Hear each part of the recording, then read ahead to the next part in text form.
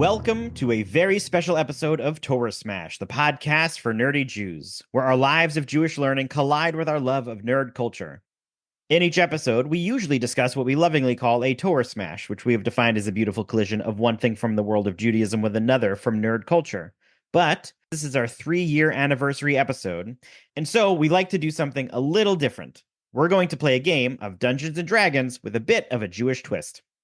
We've got a packed group here tonight.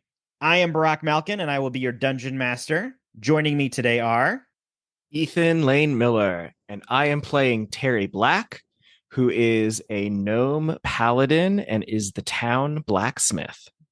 I'm RDY. I will be playing Dima Silkthread. He is a halfling rogue and the town tailor. I'm Joel Swetlove, and I'm playing Laser Wolf, an orc barbarian who is the town butcher.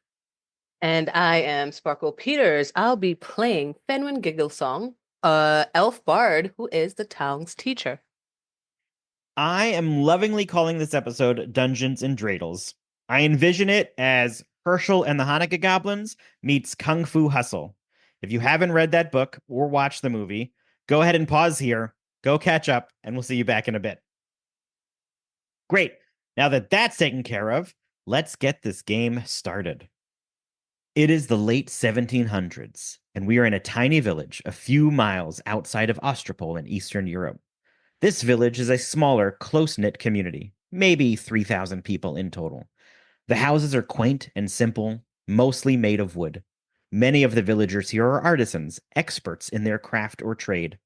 Some of those experts are even more so. Some of them could even be considered heroes. Maybe. But to do that, they would need something to save. This story takes place 1 year after the events of Hershel and the Hanukkah Goblins. It is the last day of Hanukkah, and there is lively music throughout the village common. The smell of fresh-made latkes and sweet sufganiyot are in the air, and there's a celebration underway. All businesses have closed for this special occasion, and many people have set up fun booths throughout the center of town. So each of you have perused the festival already. And tell us, did you help to set up a booth, or have you just been a participant? So Terry has a booth every year. This year, he was a little more reluctant to get set up, but he is there. He has a booth. It's his annual 8% off sale, 1% per night. Excellent. Great. As you look around the booths, all of the curtains for the tents, those were made in my shop by my own hands. We lovingly crafted all of the materials that you see that are cloth. That is Dima. Very nice. And Dima, what have you been doing during this festival? Have you just been admiring your wares, or have you visited other booths? I like to go to every booth. I spend quite a bit of time at the blacksmith booth because I like to hear the metal work. I appreciate a good craft. And I love to enjoy all of the smoking meats and cheeses that you can get at this time of year. Not at the same time, of course, but we do enjoy them. Wonderful. I am sampling the food while craftily dodging my students. This is my time. I don't want to be bothered. What has been your favorite food item that you've gotten at a booth so far? The cheeses are to die for. Cheese? Who was selling the cheese? I'm not sure. It was one of my students' dad, so I had to do it really quickly. I had an assistant help me out. I didn't want the kid to see me. I saw him in the booth, but the cheese was getting me. I had to get it. So it was a quick in and out. Okay, gotcha. Excellent. There's an In-N-Out booth? I must have missed that. I am working tirelessly at my booth, which is Meat Civi Von the Bone. So everybody's got their meat sticks as they're twirling around and going around. I want to make sure everyone is fed. You know, you don't want anybody. I get too angry if people look too thin. I just want to Sevi Von the Bone, right? So it's like, yeah, no, I really had to work it. That's pretty good. Yeah, that's pretty nice. Just like my meat, it's the meat I sell in the butcher shop for cholent. That pun, little rough. You got to work it a little bit to get there. Are there any other favorite booths that you've seen around town from unexpected villagers that you've enjoyed? There was an amazing booth where they sell these little cylinders that you light a fire under and they explode in different colors. And it looks like it's made for children, but very dangerous, but still lots of fun. I love the creativity. Nice. Very fun. Did you remember who was in charge of that booth? I think they said her name was Mrs. Lee. She was wearing red, had stark black hair. I think she was elvish. Gotcha. Excellent. Terry, I think her daughter Sarah has the cake shop around the corner. Yes, I think you are right. And nobody doesn't like that cake shop. And that cake shop was right next to the apothecary where I was able to get this coffee mixture. Oh, the amount of energy I get, it's amazing. As a It's teacher, really that's amazing. It takes me through the day. It's amazing. amazing. Great. I love that. So at this moment, you all happen to find yourself at a booth with a sign that reads Yankle's Dreidel game. Yankle is an older, medium-sized dragonborn with blue scales. He is the town's candle maker. His booth is lit with tiny floating candles. I bet, Terry, you'd recognize this as the spell Dancing Lights that are keeping the lights up and floating around. Today, though, his booth offers another passion of his, Dreidel games. So you're all at his booth. Yankle's explaining the game. The rules are simple. This is a fun, push your luck game. Each person will roll one of these custom dice, and he hands you each an 8-sided die with 4 Hebrew letters on them. Each of you happen to have been mailed one of these, so you can take out your custom D8 dreidels that I sent you. Can I also say that as a new DM, Barack, speaking to you as a forever DM, the fact that you have spent money buying things for your players and mailing them to your players, welcome to the world of DMing. Oh, you are thank going you. to do great. Thank you. All right. Here we go. Each person will have one of these custom dreidel dice. If you roll a nun, you're out. If you roll a shin, hey, or gimel, 1 gelt gets added to the pot, and you then gain the option of passing and leaving with just 1 gelt. If you left with a gimel on your dreidel, you leave with 2 gelts. The last person to remain wins the pot. At the end, the person with the most gelt wins. Would you like to try? Of course. Great. I will say to you, new players, this is a mechanic in the game. We're going to play a game. If you have spells or other things we're that you'd playing like, a game in the game. if you have spells or other mechanics you'd like to add in to give yourself advantage, you are welcome to do that. Just know that it takes spell slots or other things. Yeah. Can I use sleight of hand to kind of if you'd like to try to do that, you can, but the Yankle adds, oh, I should say one more thing. If you're caught cheating, you're out. You'll have the chance to come back again, though. Dima smiled because as much as often as he would cheat in every game he plays, he would never let on to Yankle that that's the case. Okay. And for the winner, I have this beautiful giant chocolate gelt, and he holds up this. It's like almost the size of a hubcap, maybe a little bit smaller, like a somewhere between the size of like a CD and a vinyl record, I'd say. It's a huge gelt. All right, everybody, roll. Okay, so roll your d8s, and I have to trust you. A gimel, great. Terry rolls a gimel. Great. Laser Wolf got a hay. Hey, excellent. And Benjamin Sparkle has a shin. Shin. Oh, this is a good first round. Everybody's still in. That means that there's currently 4 gelt in the pot. Wonderful. Everybody, roll again. Laser got a gimel. I got another gimel. Harry also got a gimel.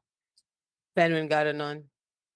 Okay, hold on. I need to be clear. So, just in case you guys are cheating, you have to verbally let me know mechanically. You can't just change the dice.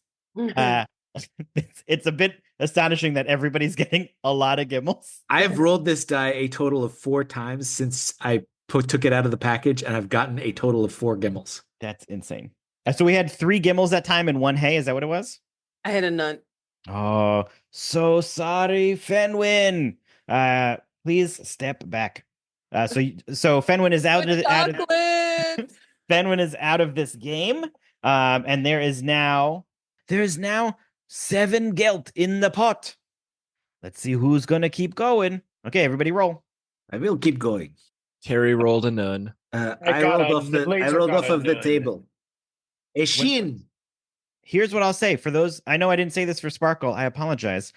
Laser and Terry, you both got nuns. Are you doing anything about it, or are you gonna just leave it as none? I'm going to leave it. I would like to manipulate Terry's noon.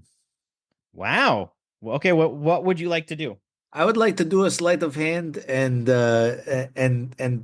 make it look like it went as a noon. Okay. What are you gonna do to do that? What does that mean, sleight of hand? I'm going to reach for mine and make it and kind of kick with my pinky finger. I will kick the die to a better letter for Terry. Okay, so here's what you're gonna need to do. You're gonna need to do a sleight of hand check, and you know what you do? We're gonna do a contested roll. You'll roll sleight of hand, and Yankle is gonna roll perception. Okie dokie. Can Terry also roll perception to see if Terry notices this? Oh no! I rolled a Yeah. 17.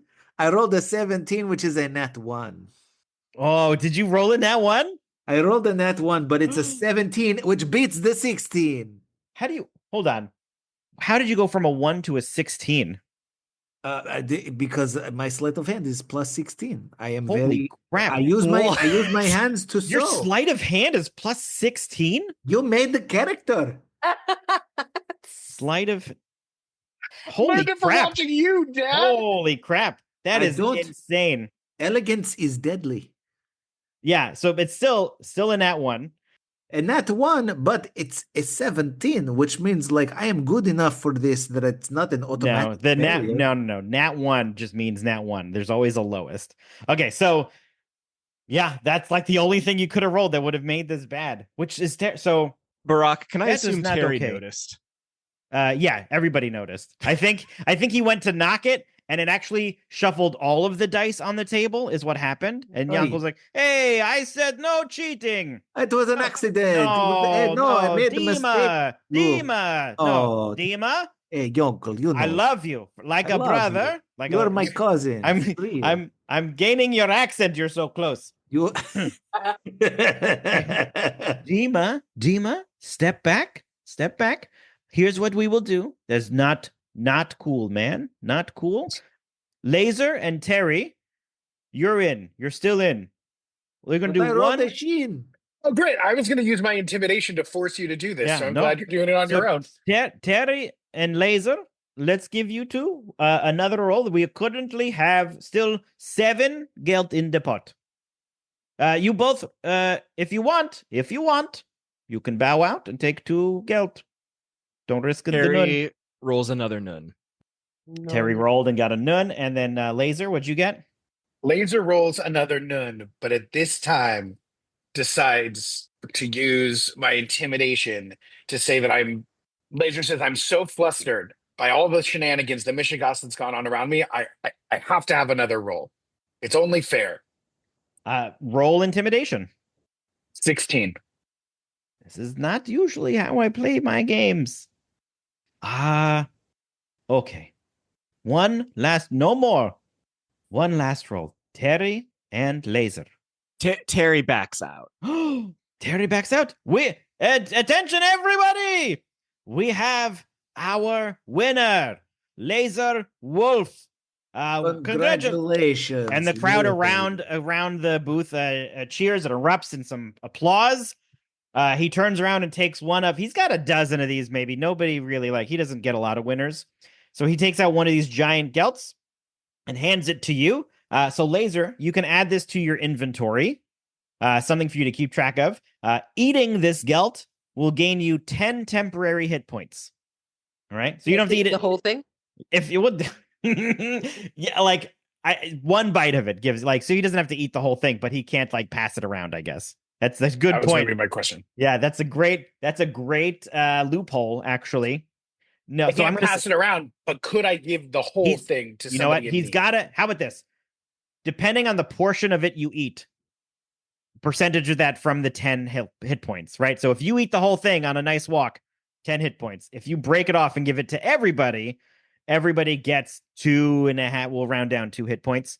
So that's how this giant, delicious chocolate gelt will work. Does that sound fair? Sounds fair. Amazing. Okay.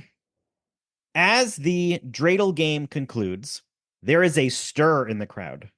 You can hear galloping getting closer, and many of the townsfolk seem to be getting excited. From the northern road, 8 figures approach on horseback through the snow-dusted dirt path. Each is adorned with ceremonial armor marked with the royal seal of the nearby kingdom. Everybody give me a either a perception check or an arcana check. I got the 22 Arcana. Terry rolled a 4 Arcana. Laser rolled a 20 perception. Great. Fenwin rolled a 7 Arcana. Okay, so Laser, you can notice as they approach that each of these royal guards, their armor or a piece of them has this glow around them. And Excuse me, I got the 22. yeah, I'm coming to you. I'm coming to you. Okay, That's okay. I'm doing the visual. I And then thought you that will we get- would both notice these. Well, it's a slightly like he'll just notice the glow. You, Dima, notice that it has this strong magical aura around them. There's like a connection between them. And here's what I'll say is that as they like gallop and get closer, when they move closer and farther from apart, it gets brighter and less brighter, right? Like as these people get closer, their aura, magical aura, glows a little stronger when they're next to each other. That's what I'll say with that. At the front, the knight wearing a radiant blue and silver chest plate dismounts with elegant ease. He pulls out a scroll and reads it aloud to the gathered townsfolk. By decree of His Royal Highness, sovereign over these lands, this village, which shall be known now and henceforth as Keepers of the Light, is honored on this anniversary for its bravery and resilience during last year's dark days of Hanukkah. As such, we have come to celebrate with you, to offer blessings of warmth and light, and to share in the joy you have rekindled. Let this be a day of joy, unity, and remembrance. For miracles are not only for the past, but for all those who keep the spirit alive. And he bows and gestures to the others, and they all dismount and begin mingling with the crowd. Before I go on, anything anybody want to do? Thank you for being here. We are most honored, and we remember Hershel fondly and hope that our activities honor his name. Yes, I would like very much to meet the one named Hershel, the hero of this village. And a woman speaks up. She's wearing a shawl with a pomegranate pattern on it. And she says, Hershel, a hero of Hanukkah. You'd think he'd be dancing in the square with the rest of us. I'm afraid he's been pretty reclusive these past few days since the celebrations began. He hasn't been the same since last year. Brave soul, that one, defeating goblins and monsters for us.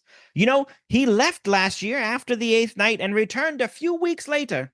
He looked tired. I think he was worried about us. He built himself a little house up on the hill, right up about where the old temple stood. The one he spent those long nights guarding. Said it was so he'd never forget. He's up there watching over us, ready to keep us safe if evil is ever foolish enough to show its face around this village again. And there's a cheer from the crowd at this last sentence. What would you all like to do? Terry would like to get a slightly closer look at the armor that they're wearing, see how built it is, if there's any techniques he can take back to his own personal practice. Sure. So there are 8 of these royal guards.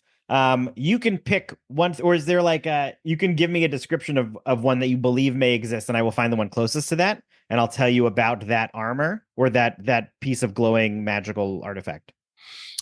Terry is very interested in some of the armware that they're Great. wearing. Amazing. Okay, so you notice this large gnome He's energetic, not a lot of armor, but he is wearing these brass bracelets on his arm. You can talk to him if you want. Yeah. Sure. So Terry approaches him and looks at the armor, and I mean Terry is dressed as like, it's not a costume. He is the blacksmith, so he's got like the tools with him, the apron. And sure. So I'll say this: you approach, and this large gnome sort of welcomes you in kind and says, fellow armor, look at that weaponry. Oh, and Terry says, "Well, I'm admiring your armor. Would you mind if I were to take a closer look?" You can look, but these got to stay on my arms. I don't know. I was going pirate almost for a second. Yeah. Yes, feel free. You can you admire, and he sort of makes a few poses. He's how rude of me. I should introduce myself. My name is Sir Plus. Very nice to meet you. Nice to meet you, Sir Plus. I am Terry Black, the town blacksmith. Tell me, is this armor standard issue? No, absolutely not. Once you become a member of the Royal Guard, you were adorned with an item from His Majesty, and I was so lucky enough to get, and he like clings his bracelets together, the brass bracelets of bounty. It is my pride. Oh, one last question, if you don't mind, Yes. Sir Plus. Yes. Are these all sets combined into one armor that's been distributed amongst all of you? No, not a set. No. These are individually crafted for each of us for the Royal Guard. I know I said one more question, but I'd, of course, have to ask one more follow-up. The more the merrier. So these are individually crafted for you? Who has the experience and the materials to create such a thing? I would say, hold on. When you ask that, let me see what I want to do. When you ask that, one of the guard who is standing next to him sort of hears Sir Plus's large laughter and just needs to get in on the conversation. And he says, "And who is this person? So curious of our items. Welcome." Terry Black, town blacksmith. I'm admiring your work. I apologize, I didn't catch your name. Oh, give me a perception check first before I do that. Womp. That's a 1. A 1? Oh man. With a 1, that's the worst that you could have done. That is factual. 1, this guy seems to be towering over you, which I'm trying to remember. You're a gnome paladin, so it makes sense. So this person seems to tower over you. Man, I really want. Here's are the other 3 of you nearby? Yes, Oh, I'm ready to step when I see this because of my history and the government forcing me out of my previous home.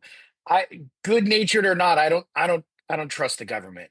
So I see this guard standing over my friend and step between the two of them, asserting my dominance. All right, Laser, give me a perception check. It doesn't work. I roll a 5. And at the same time, I'm going to kind of like slide up next to Terry and Laserwolf, and kind of I like to know what is happening. And as Terry is admiring the armor, I'm of course admiring the uniforms themselves, the Sure. beautiful stitchwork. Yeah. Hold on one second. I will remind Laser. The listeners don't know this. We are playing with inspiration this game because Joel named his character Laserwolf, which I will say I thought was the perfect name for his very first game of D&D, as a character naming it Laserwolf, a little over the top, but our Jewish listeners may recognize that also happens to be the name of the butcher from Fiddler on the Roof.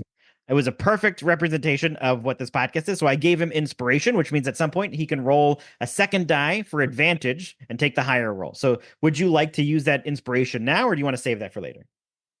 I'm going to save it for later. Okay, great. All right, so Dima also rolled up, and you're admiring them. Dima, give me a perception check. Perception check. I will say this joke is building way too long for this punchline, but it's okay. I rolled an 18. Great. This guard could only be described as slightly more than average in every way. he does feel like he's compensating for something, just don't know what. And so Laser has stepped in between and sort of joined the conversation. I'll tell you, this guard does not read that as like intimidating. And last we heard Terry asked what his name is, and he says, "I am Sir Cumcision. Thank you for welcoming me to your town." I thought It's quite impressive. This looks like a large village. Is this a very large village? It was bigger. We took a little off the top.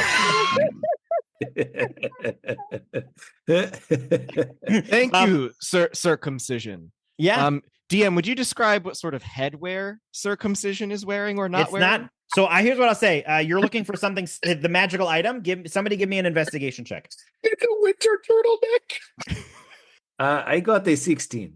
Great. So with that, you're looking for this Oh, item. Terry You got notice. Terry got a nat 20. So you clearly see that his long sword is the one that's Is emitting. not quite as long as it used to be. You know, it's emitting a bright light. That's where his magical artifact is coming from. Is this the light that we noticed earlier? Yes, the same magical light that's on the other ones. Thank you, Circumcision. I was just asking Sir Plus where these incredible items are forged from. If it was one master blacksmith who was creating all of this for you. I wonder if it's Circuitity. Circuitity. Never heard of such a knight. Oh, yes, the wonders, like electrical, what they can do. Is Circuitity. it to fit all of you? Is it Circumference who's been creating this? And somebody speaks up from on the other side of this conversation, and he says, "Hey, did somebody say my name?" And Circumference walks over. He is very meticulous and well cared for his armor. Everything on his horse had its place, and he comes over and joins the conversation. I look at Circumference and I admire I look at the outfit that he is wearing. Yeah, I'll just give you this. Everybody's looking for this glow, and at this point, I think you can find the glow. He is wearing a necklace with a chai on it. That's glowing around his neck. Oh, beautiful. Yeah. Circumference, your legendary work precedes you. Oh, yeah. Thank you. I am you. honored to welcome you to our village. Finally, somebody has recognized my work. I put hours into the efforts that I do. I did not build these items. That is not who I am. But I do take great care of this troop, even though I get no appreciation. Well, it sounds like a you problem. It is truly. Excuse me? Maybe you should talk to the lowest ranking one of you, servant. And the person who led the charge says, "Is somebody calling for me? I'm happy to oblige. Yes, this servant here to serve you." It's good to meet you. I hear the smartest one among you is called Cerebral. No, we don't have a cerebral. I would say that the smartest one among us would probably be Sir Tin. And maybe Laser Wolf's cousin, Sirloin, is here. Yeah, let me just ask, outside of recording, we can go through all 8 if you want. Do you want to go through all 8? Are you looking for this full group? We just got to make sure that Sirloin stays away from Circumcision. You don't want to get too close. Terry says, Circumference, truly, I'm honored to welcome you to our village. Would you introduce us to the rest of your... it's not group or posse. It'd be the rest of your... I've heard the least courageous one is Surrender. I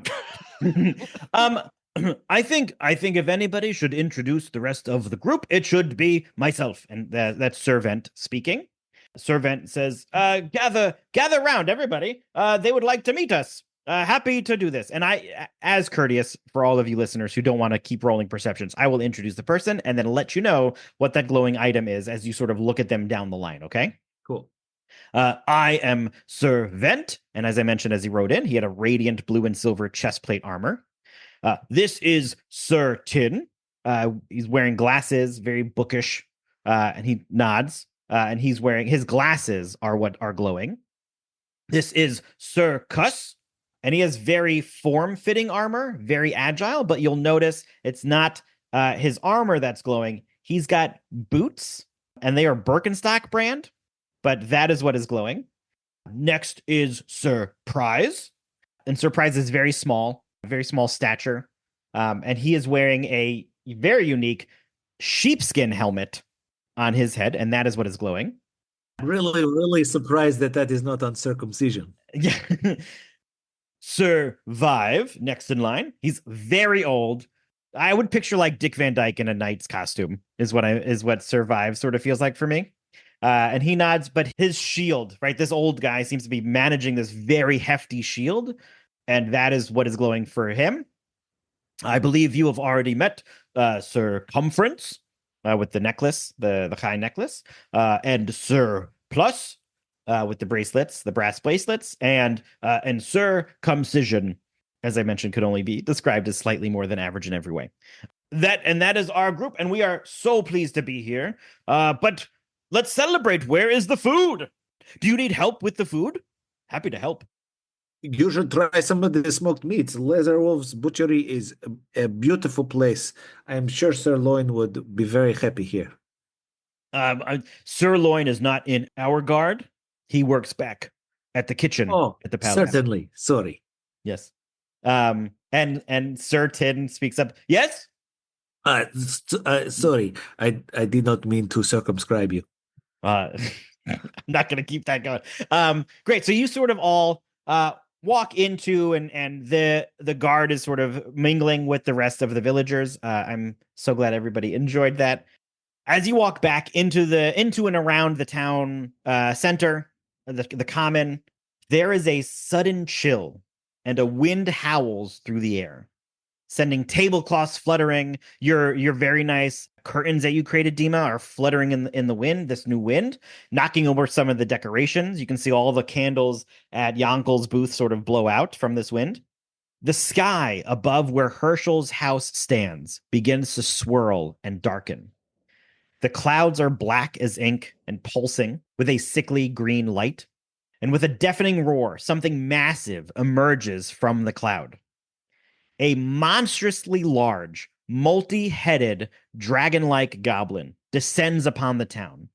And when it lands, you get a clearer view of its 5 heads, each growling and snapping in different directions. The visiting royal guards move without hesitation, weapons drawn, and they charge toward the beast, guiding the battle away from the villagers. Just as the villagers sigh for a moment of relief for these newfound guardians, more figures streak down from the hilltop. 2 goblins, one small enough to fit into a backpack, but with way more muscles than anything this size should have, lands with a crunch on the ground. He says, "Looks like someone forgot to invite us to the party." The other goblin, normal height, but much rounder, lands more delicately, his squat belly jiggling with every step, tiny bat-like wings flickering behind him. He licks his lips, and he dips his claw into the pickle barrel next to him and shovels a fistful into his mouth. Not the pickles. He says, "Everybody stand back. These are my pickles now." Everybody roll initiative. Ooh. Pickles. Let's get them surrounded. Oh, yes. All right. So up first is the pickle goblin. And just to give you a sense of what has happened. So I envision this like village common in the center of town and sort of, let's say, concentric circles of booths, outside ring and inside ring facing outwards, right? Sort of around this middle fountain that lives in the center of small middle fountain lives in the center of town. And there was sort of a path leading towards the house area and a path leads towards the hill in the now where the fight with the dragon is, right? So the tiny goblin has sort of landed in well, let me ask you this. Where were all of you? If that's sort of the layout, how fast did you walk away from greeting the guards who came in? And where do you think you might have ended up visually? I feel like Terry was with the guards basically up until the stuff went down. So Okay. was Dima. Okay. I think I was further back from them. I was able Okay. to hear them and see them, but I wasn't right on top of them. I was further back. Yeah. Okay. I think I was staying pretty close because, again, Okay. Great. don't So trust the man. here's how this layout's going to be. The guards were walking pretty quick. They were excited. They weren't really dragging. So that means that Dima, Laser, and Terry were closer to the center of this gathering. Fenwin is a little closer, is a little further back, closer to the path entrance. The pickle booth happens to be towards the edge of that gathering. Let's say like nearest to that path, and the tiny goblin sort of landed more center of town to cause some chaos. All right. So Dima, Terry, and Laser are closer to the tiny goblin, and Fenwin is closer to the pickle goblin. And so, as such, the pickle goblin is going to pick up a bunch of the pickles from the, let's say, pick up one pickle from the barrel. It's all dripping and juicy. And he's going to eat sort of a dagger shape into it. And he's going to say, "No more tricks this time. This time I brought my thinking brain." And he's going to throw a pickle dart at you, Fenwin. Let's see if it hits. Does a 27 hit? Oh, yeah. Yeah, Mhm. just barely. And so he is going to do Not the pickle. 5 acid damage to you. Next up is Terry Black.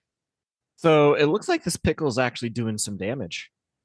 So Terry reaches into his apron and pulls out his heavy forging hammer. Mhm. And this has as a note or an attribute to it, I have a push. Mhm. So if I hit a creature with a warhammer, I can push the creature up to 10 feet straight away from yourself if it's large or smaller, which I'm assuming the goblins count. The tiny goblin would count. The Okay. pickle goblin would not. Oh, pickle goblin does not. All right. Well, The pickle goblin is like large round, like a human size, right? So he's not Okay. a tiny one. Yeah. all right. Well, I'll still use the heavy forging hammer. Terry did not like seeing it attack Fenwin like that. So Terry's going to charge up and Yeah, take a swing. I'd say you're within 30 feet. I think that's totally fine. So I will roll to hit with the Yeah. heavy forging hammer. Go ahead. I roll a 15. 15 does not hit. But I believe you have don't you have a second attack as well? All right. Well, so Terry was surprised to see the goblin kind of move out of the way. So he swings and then very quickly just kind of swings back the other way, kind of sweeping. Roll to hit. All right, that's a 13. So this is a pretty Yeah, I would say dexterous goblin. more slippery than anything with all this pickle juice all over him. That's probably what's going on. All right, Terry. Any bonus actions or anything? Not right now. Okay. Then next up is Laser. I'm very angry. You can About disrespect what? What are you angry about? disrespect lots of things, but you can't disrespect a pickle. Okay. And to take these communal pickles, the first thing you get when you come to a meal at a fine establishment to share communally, and this goblin's taking roast off. So I am angry, and I take my meat mallet and I throw it right at the goblin's at the pickle kepe. goblin. At the Okay. pickle goblin's kepe. Great. Well, I just want to for my clarification, were you does that mean that you're going into a rage, or were you just telling me you're angry? Yeah, Yeah. I'm gonna rage. Okay, so great. So you were going into a rage and you're throwing your hammer. Is that what you're doing? Yeah, Okay. So- Roll to hit. 11. 11 does not hit. Sort of. I'm gonna use my advantage, Oh yes, sure. Go ahead. my Yes. my yeah. inspiration. Roll another dice. Roll to hit.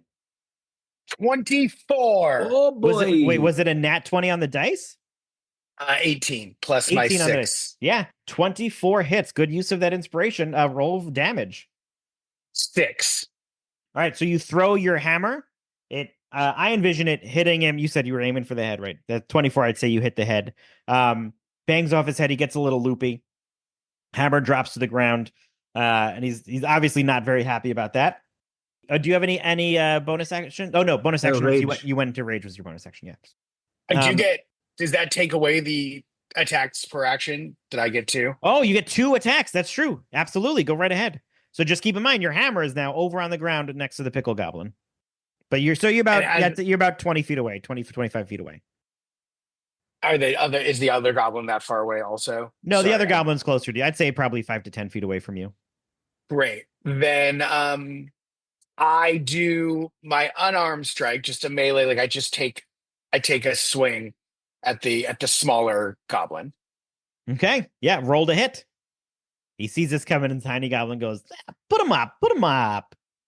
It's a natural 20 there. Oh, So okay. 26.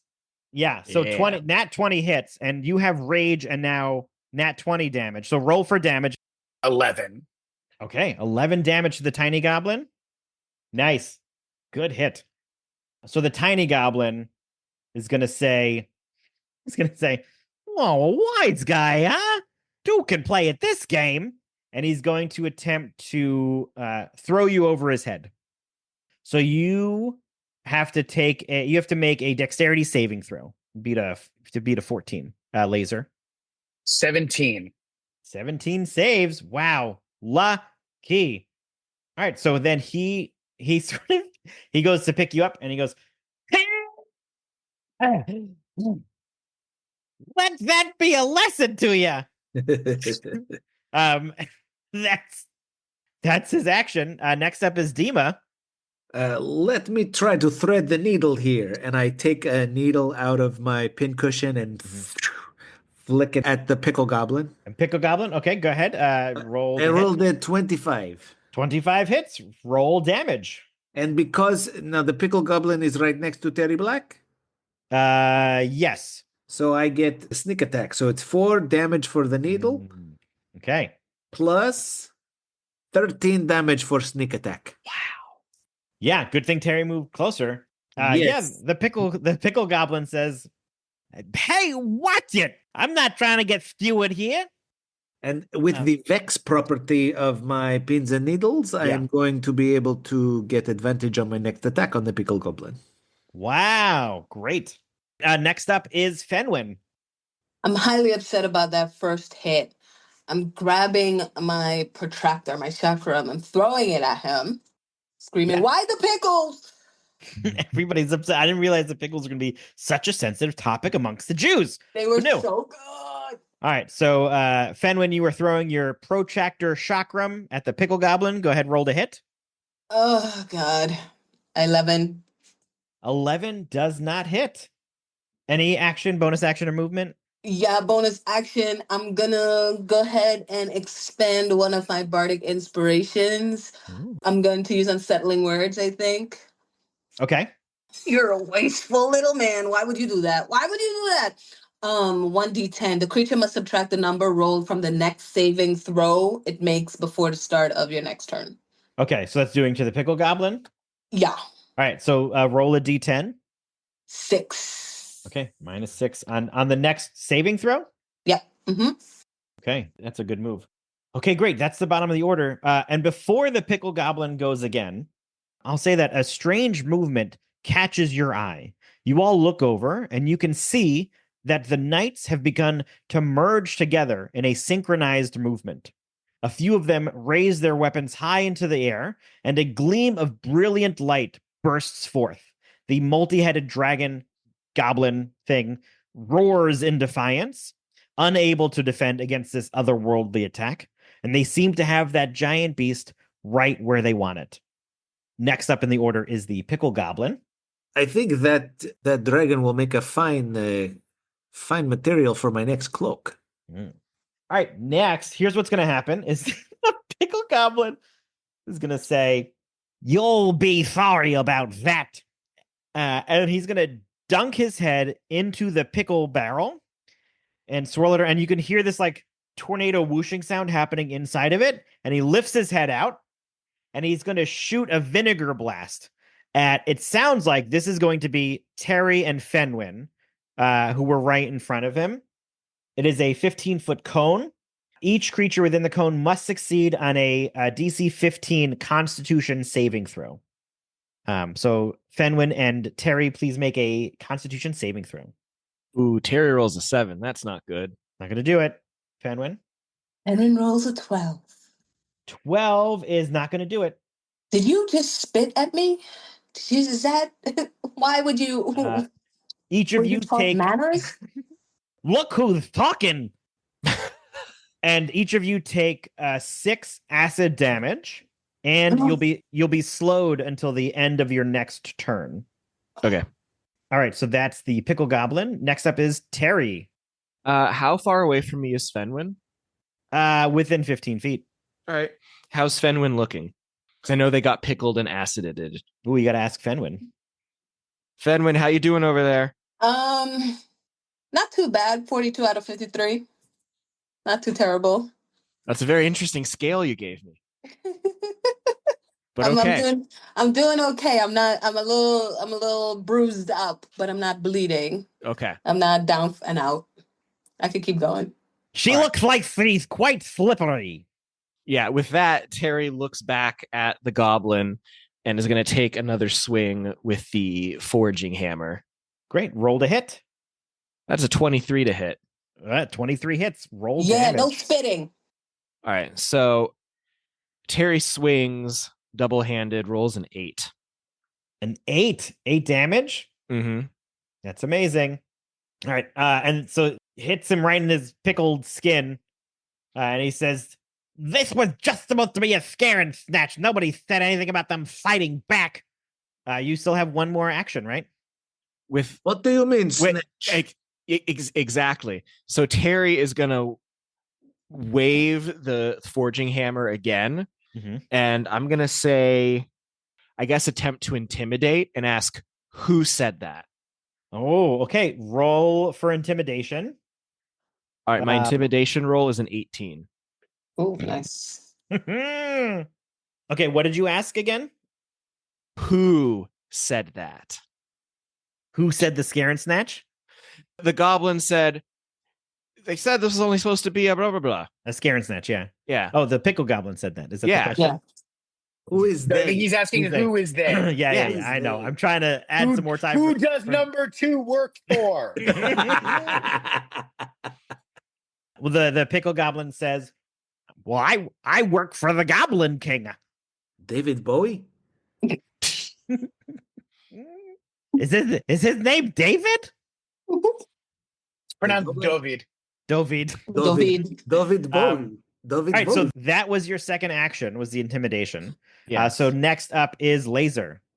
Well, you don't want to ask me if I have a bonus then? Do you have a bonus action? I could. Actually, the intimidation was the bonus action because it's not an attack. It's not an attack. Oh, so then you still have one more attack. Okay, go ahead. Terry, you have one more attack. All right, so it sure looks like this guy is going to keep hitting at us, right? Like he's not like cowering in fear. He is like, his elbow is leaning pretty heavily on this pickle barrel. All right, well, he is looking pretty worse for wear. Well, we're gonna swing again. Roll to hit. I'm actually gonna now follow through on the swing. Yeah. And we roll an 18 to hit. 18 hits. Roll for damage. Damage roll. Oh, poor buddy. I rolled a 12. Yeah, great. I want you to tell me what it looks like when you knock this guy out with the hammer swing. So I know you said that he was so heavy that I couldn't really move him, but I swing so hard that he actually flips over the pickle jug and it falls on top of his head like something you'd see in a cartoon, and like all the pickle juice and pickles just like rush out all over him, and he's sprawled on the floor in a pool of pickle and pickle juice and pickle related items. That sounds so That's what nasty. you get. That's what you get. All right, pickle goblin's taken care of. Next up is laser. Nicely done on that. I grab the littler goblin who I punched last time, who I'm standing close to. Yeah, who tried to lift you unsuccessfully. Who tried to lift me. I turntables him here. Okay. And I grab him and I lift him up and I say, how do we find the Goblin King? Shaking. Roll for intimidation. 7. Yeah, 7's not going to do it. Ha! Great. Like I'll tell you anything. I punch him square in the nose. Well, he's over your head at the moment, isn't he? So I pull him to. I pull. Okay, you two put, hands. I'm holding. You in one-handed my- this tiny guy. Yeah, 100%. So you pull one, you rear one arm back, and you strike it. Roll to hit with advantage because he's right in your hand. Okay. 14. 14 does not hit. He blocks. He sort of leans out of the way It misses. Yeah, and you have another attack? I do. I decide to go a different tactic in this time because I'm still holding him. Yeah. And I Hulk Loki smash him into the ground. I use him and I hit him onto the ground. Just Yeah. This is what I'm going to do for this one. I'm going to use the same mechanics I had for the tiny goblins overhead toss for this. And so I'm going to roll a DC 10 dexterity check, but I have -6 on this thanks to Fenwin. Yeah, with the -6, it's at a -2. Good on that. And so now you will roll. Why don't you roll 2d6 force damage? I love that okay. that we are recording on May the 4th, and he's doing Hold on. I just had to hop back. Yeah. Right a second off. Did you say force damage? He did on May the 4th. Thank you. I should have known you'd catch it without me. Thank you. All right. 7. Great. And you are in a rage, correct? And this is so this would be a +3 to that. Is that what you said? Correct. Okay, which makes it a 10 total. All right. 10 damage. That's crazy. That's a nice hit. Excellent. Next up is you're still holding the tiny goblin by its feet after this Loki Hulk smash on the ground. So I'm going to say that the tiny goblin is going to turn to you, Laser, and say, "Don't make this any harder than it has to be."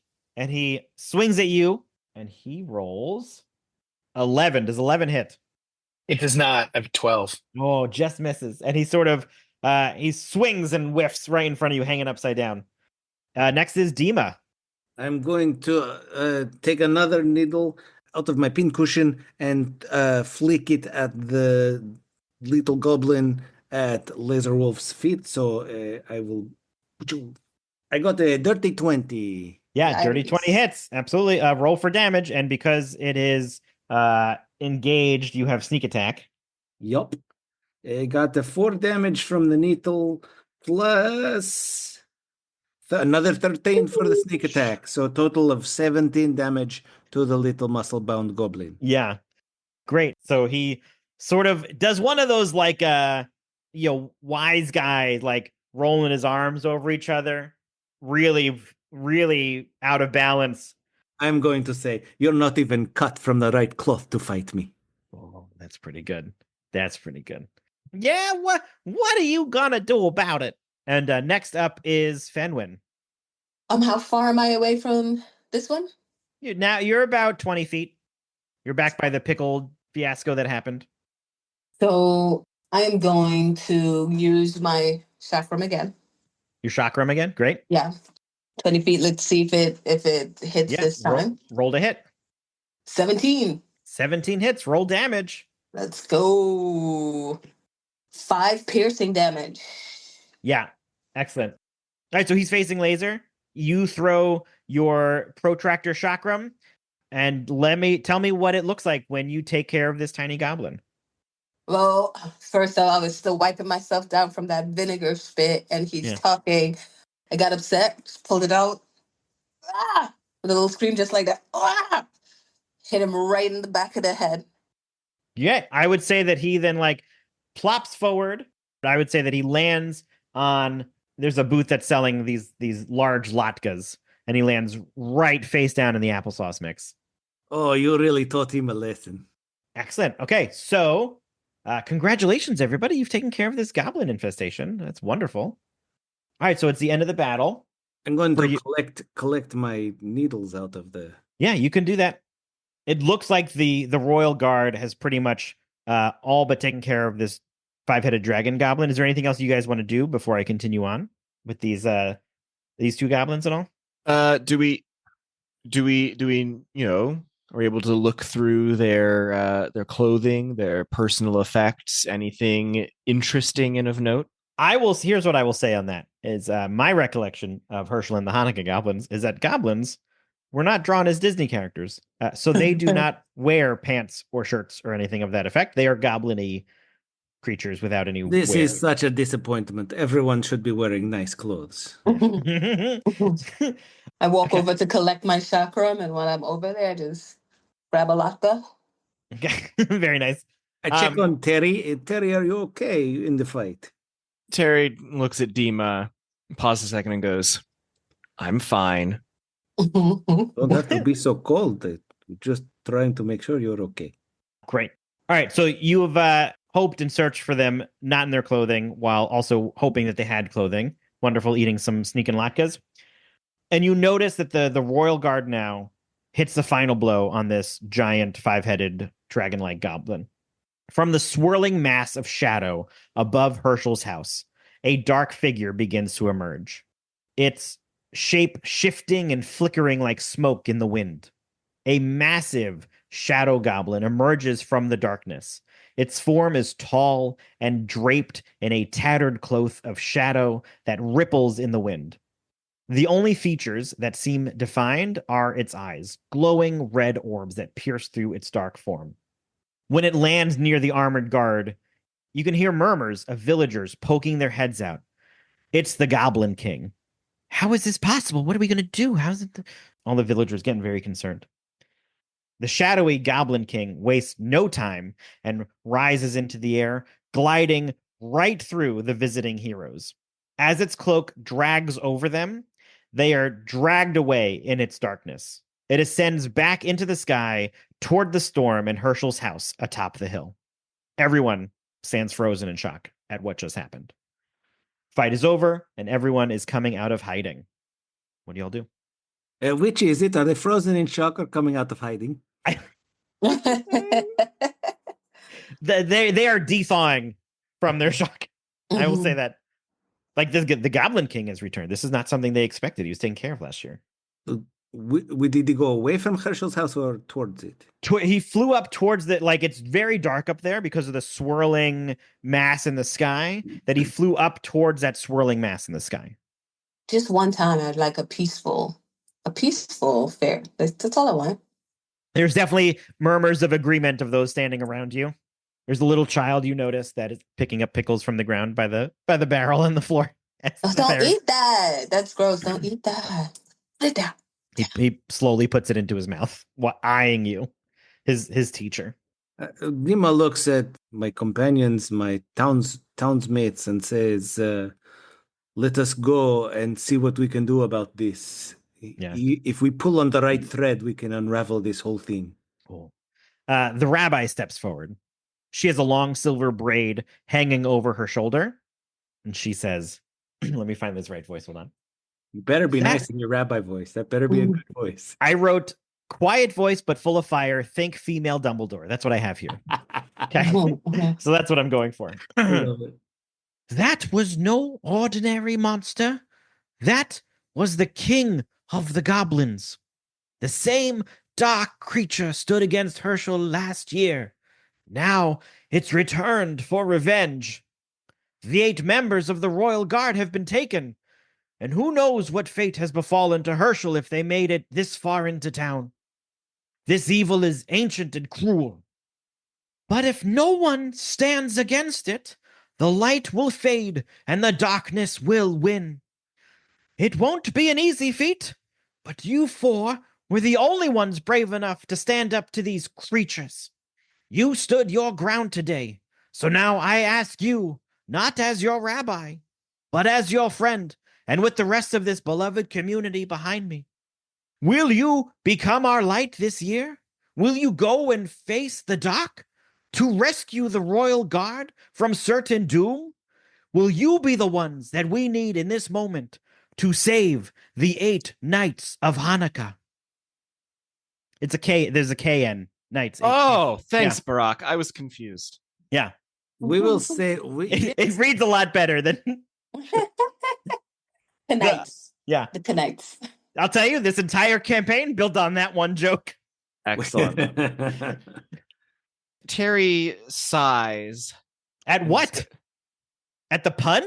The No. rabbi was not joking. Rabbi was No, Rabbi Terry knows the rabbi isn't joking. Yeah. Terry sighs and goes, "Yes." We would be honored, Rabbi Connolly, to fight the Goblin King. Sorry, did you name them Rabbi Connolly? Yeah, after Yeah, Jennifer Rabbi- Connolly from Labyrinth. Okay, great. I like the reference. We'll keep it. I'll keep it. I guess this is what we do.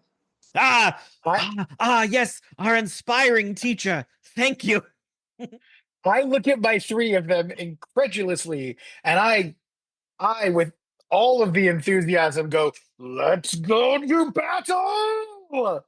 Amazing. All right. So you have some time if you would like to do any preparation, gather any extra supplies if you want. This is your moment to sort of think of anything you want to bring into this thing up on the hill that you're hoping for.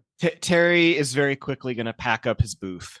What? Okay, No what? kidding. Like specifically anything specific? Well, yeah, he doesn't want to leave his stuff out, Barack. He's a craftsman. He's cleaning up. He's going to clean up after himself. I think the rabbi watches you and sort of, watches have not been invented yet, but the rabbi looks at her bare forearm and taps her foot. Terry looks and goes, "I'm sorry. I have pride in my work." I'm taking off my vinegar soaked cloak, my pickle juice soaked cloak, and I'm gonna don the headmaster's cloak, the cloak of protection, just at the start of this. All right, Yeah. so you're putting on what? Can you explain this to the Headmaster's cloak, which is the cloak of protection. I gain 1 bonus to armor class and saving throws while I'm wearing this cloak. Great, amazing.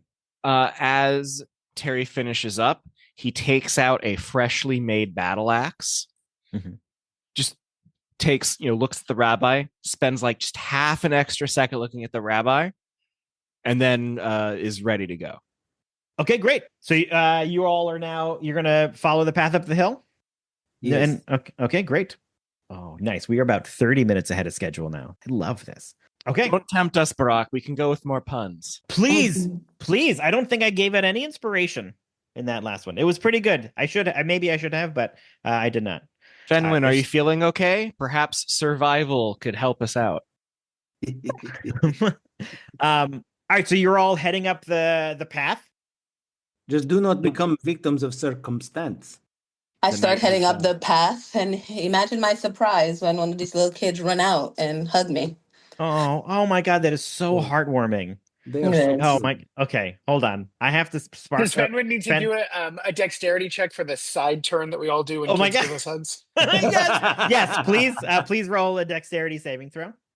26. Wow. Nat 20. That is That's great. a pro teacher right there. That is amazing. You turn your hip as the kid approaches, slams into your bone, and they take 3 hits of bludgeoning damage.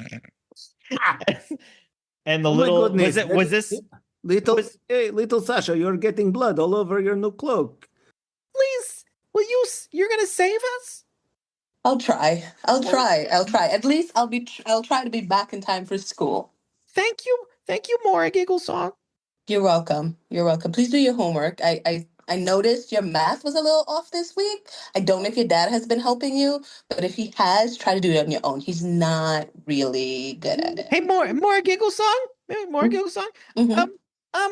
This morning I saw a worm, and it was in front of my that's house. really good. Thank you so much. I know this story. We have to go. Love you. Just so the listeners couldn't see, Fen was making like hugging motions and little heart things with her hand to like say, "Oh, okay, but I'll tell you about the lizard later." Yes, absolutely. Yeah. Toddler stories last forever. Yeah. Fenwin, you can take an inspiration for that really heartwarming, moving situation that the kids were worried about you. That was lovely. So you have 1 inspiration ready and waiting. All right. The wind grows colder as you ascend the hill. Any noise from the village is hushed by the rustling leaves of the trees and the crunch of frost beneath your boots. You approach Hershel's house. This is the first time any of you have ventured up here since he has rebuilt it. It's made out of stone and wood. It's a meager cottage, but it looks even smaller with the enormous black swirling cloud above it in the sky. Atop the house is a weather vane, unmoving. So you've arrived at the top of the hill. What do you do? I mean, I don't know. I'd like to look around a little bit, see if I notice anything. I'm sticking close to the party, but I'm, Terry's kind of looking to see if anything seems amiss. All right. So I will say, give me a perception check. All of us or just Terry?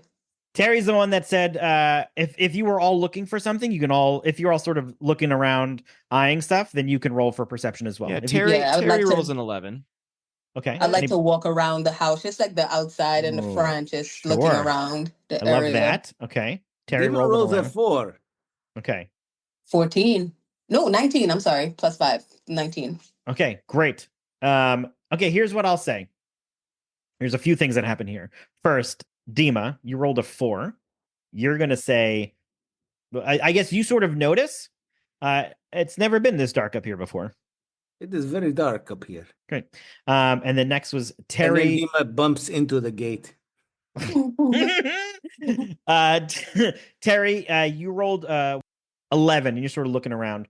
I will say with that 11, looking for something weird, you notice that atop of the house, it's not a weather vane, but it's some sort of goblin statue.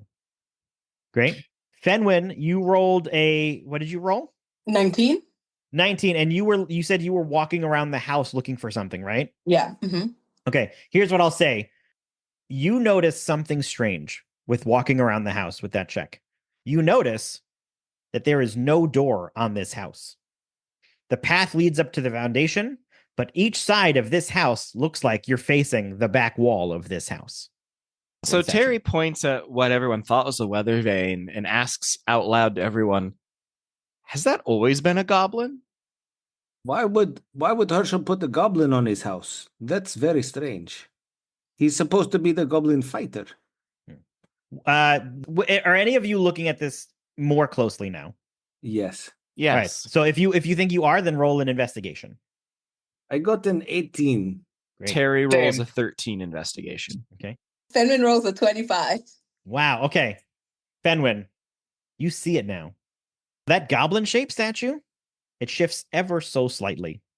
Not with the wind, but like a living thing adjusting its balance. It isn't a sculpture at all. It's real. A goblin, unmoving, with its eyes closed and legs perched as if part of the roof itself. For Fenwin's 20, whatever it was, and you see it now, the tension in its posture, the way its knuckles grip the edge of the roof. This creature isn't resting, it's focusing. Its eyes may be shut, but something in the air around it hums with some arcane tension, like it's holding a spell. I don't think that's a statue, gents. It feels like something arcane that's holding a spell. It feels like we have a big problem. Do I see any rocks or something that on the ground, pieces of gravel, like something that would be like a golf ball size? Roll a perception check. Let's say if anything over a 10, you find a rock. Any chance I could roll investigation? Oh, yeah, because you're looking for something specific. I will say investigation is probably the better one. Yeah. Good. 16. Yeah, you find a rock, whatever. There's an assortment of rocks here. I'm Small, going I'd say to- biggest one is like in your hand. Yeah. I'm going to throw one at the goblin on the roof. He's Great. not fiddling, is he? He's not fiddling. He's just Okay, sitting with his eyes closed. Let's do this. Roll to hit. Use your darts numbers. That's not the right word. Got a 23. Yeah, okay, that hits. I just want it to hit. The rock hits the goblin. It is definitely upset by this, and it looks at you, keeping the other eye still closed. I wave and smile. Mm-hmm. And Fenwin, give me a perception check. I just want to know, why would you do that? Why would you not just let him sleep? 8. Fenwin rolled an 8. Okay, I'll say this with the 8. You hit the rock. Fenwin was walking around the house. You already noticed no doors. When the rock hits and the goblin opens its eye and looks at you, Dima, Fenwin notices that the house not blinks, but like shifts in its imagery a little bit. Did you guys see that? Did you notice that, or And was that just me? The goblin statue closes its eyes again. I am very sorry for throwing things, but this is not a classroom. Do we notice it? And Fenwin Guys. just said it. Fenwin just said, didn't she? It got weird. It sort of blinked. Was that just my eyes? Maybe Oh, I'm you're just asking tired. if you check. Okay, so Terry, yeah, I'm roll, asking. Terry, roll a perception check. Terry's not feeling very perceptive today and rolled a 5. Yeah, no, you didn't see. No, you did not see that happen. What about us? Did laser and I see? If you want, you can roll a perception, see if you notice it shifting also. I rolled a 16. Yeah, you notice something shifting. Yeah. I rolled a 6. Nope, you didn't see it. I did not see it. Laser, but you saw it, right? I'm not crazy. I saw it. You are not. Wait, I don't think one has to do with the other. Forgive me for saying. Listen, it's been a long day. Maybe we keep throwing things at it and see if we can find a door. I somehow don't think that's a good idea. I think there might be some better things we can do. I don't think maybe is there anything else around we can touch? Did you guys check everywhere? No windows. The Let's house is check completely everywhere. solid. All right, so Fenwin, you're saying, is there anything else we can touch? Are there windows or solid? So describe to me what you're doing, right? As the character, explain that to me visually. What do I see? As I'm keeping my eye on Dima throwing things, I'm walking up to the actual house and I'm starting to run my hands along it just to feel like if there's any protrusions, if there's anything I can feel that's out of place. Great. Give me an investigation check. 13. You are touching the house, and I'll say that it doesn't feel right based on what you're seeing. That's what I'll say with a 13. It doesn't feel right. Terry, can you come over here and are you feeling what I'm feeling? Can you check So this? Terry walks over and also puts his hand on the house. Okay, roll an investigation. Terry's feeling a little more investigative than perceptive and rolls a 14. Yeah, you also notice that it doesn't feel right. It doesn't feel like what it looks like. So Terry goes, "Yeah, I can't put my finger on it, except I am because it's my hand, but I don't know how to describe it. It doesn't feel right." Laser Wolf, we should go and see what they see, yes? Yeah, I think we go over, we check.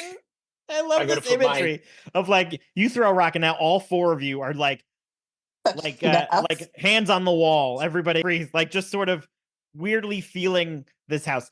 Yeah. So if you both are doing that, each of you roll me an investigation check. I got the 11. 25. 25, 11. So Laser, same as everybody else. It doesn't look right to you. 25. You must be in a different area of this house, Dima, because when you're feeling along this wall, you end up touching a different surface. And it feels, as you move through, you like touch and feeling around. The rest of it felt like stone, like it looked like. And now you've touched what feels like wood material and a doorknob. I have But found you don't, a doorknob. but you don't see it. The door that doesn't, you can't see it. You can just feel it.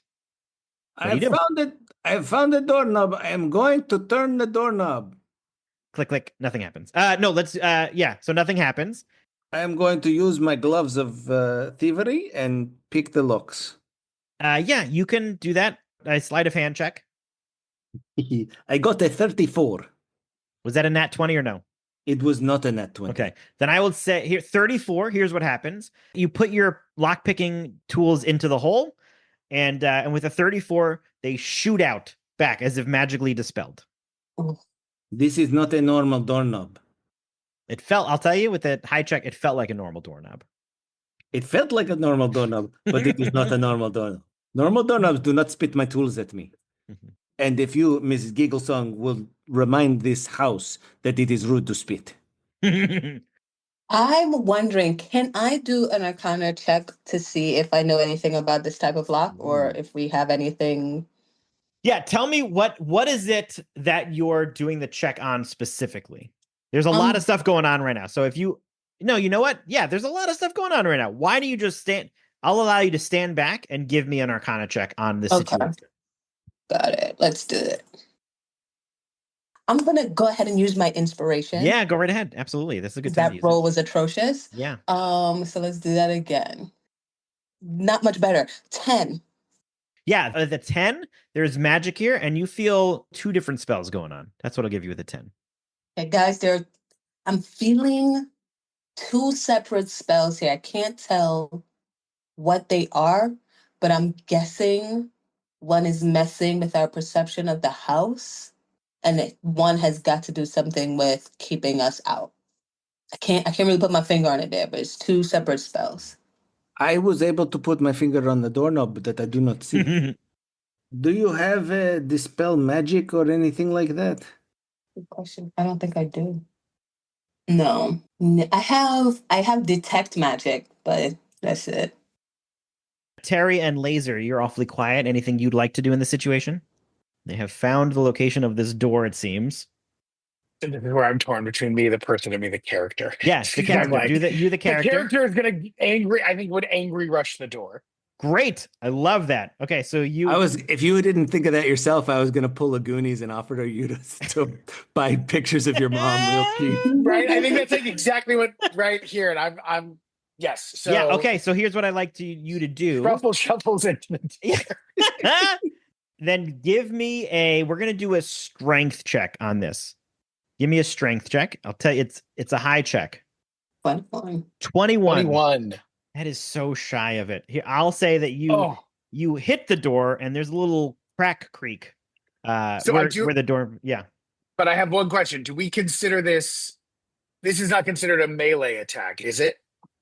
It's I'm using a strength check, not an attack. Okay, because if you right, okay. Because I have a thing where if you make an attack roll, I get a +1 on the top of whatever I my strength roll. So I wasn't sure if the 22 would make a difference. It would not have mattered in this case. Great. That was I like that attempt. That was a nice attempt. How far away from the bottom to the top of the house is the gnome statue thing? Oh, that is a great. Give me an investigation check. 13. Yeah, it's about the size of a house. So whatever that. So what? 15 feet. Okay. Well, I've got my blacksmith tongs, which are usable as a grappling hook. Sure. So I'm wondering if I can grapple the gnome statue thing and either get up to it or pull it down. Oh, great! There's two different things. What would you like to do? Would you like to grapple to get up there, or Actually, I would initially like to grapple to take it down. Great. Okay, roll to hit. Let's use athletics. Roll athletics to use the grappling hook tongs. All right. I rolled a 12. Yeah, I'd say with the 12, you wrap it. And now let's do a contested strength throw to see if you can yank it down. What does that mean, contested? You're going to roll strength, and I'm going to roll strength. Okay. The higher one wins. Well, Barack, for strength, I rolled a 22. Well, I rolled a 5. Okay, so here's what's going to happen. You yank the goblin statue sitting above the house, topples over, and sort of like rolls down into the what do you call this section that holds the edge of the house that all Jewish houses are supposed to have? Parapet? No. Yeah, parapet. I think that's it. Yeah, this an A roof. It falls down, but this is a nicely built house, so it has a little elevated end section to keep roofers safe. So the goblin falls down. In that moment, the doorway fully reveals itself. That's what happens with this goblin who has lost its concentration. Nicely done. The door is there. The door is there, but it's still locked, right? Still locked. Now that it's visible, what sort of physical mark did Laser leave on the door? There's like a crack in it. All right. Nicely done. Crack enough for light to get through, like if you were to peek through. No, you cannot. No. Just like the wood grain in one section is slightly off of where it should be, but there's no hole or anything. Laser, I think it is time to maybe shoulder into this again. Yeah. I take another run at the door. Yeah, and now that you know where it is, I'll give you advantage. So go ahead and roll with advantage. Strength with advantage. Yeah. 19. Yeah, no, you sort of hit it and go, ow. Okay, Dima, I kind of want to do something a little reckless, but I would like you to come along with me. I would be happy to. All right. I want to take a field trip. I want to use Dimension Door. Now, Dimension Door allows me, I'm going to take some risk here. It allows me to transport myself and somebody else within a range of a place I can describe by saying 200 feet straight forward, 50 feet straight forward, something like that. Yeah. And I could take one person with me. Dima, I would like to take you because I figure if we're inside, you can figure out how to get everybody else inside. May I recommend only 5 feet forward? Right, that's what I'm going to say. I'm making an assumption on how big this door is here. A door can't be more than 5 feet, and I feel like 200 is too much. So I would like to cast a 4th level dimension door, taking Dima 5 feet straight forward from the door. Okay. And Dima, you're going willingly? I'm going willingly. Let's thread this needle. Okay. Here's what I'm going to allow for you. Fenwin, in this custom game that we're playing. I would say, if you would like to do this, instead of continuing to have some back and forth about this magical door situation, I will allow you to serve it as a port key for this small group of people if you're all huddled together. If everybody's willing to do this, I will allow Dimension Door to just 5 feet forward from in front of this door that you can now see. If everybody's Let's up do for it. that. Yeah. Everybody's up for that? You have to be willing. Yeah. I was willing originally, so no problem for me. Let's Okay, go, great. willing travelers. All right. So do what you need to cast your spell. Okay, come close, come close.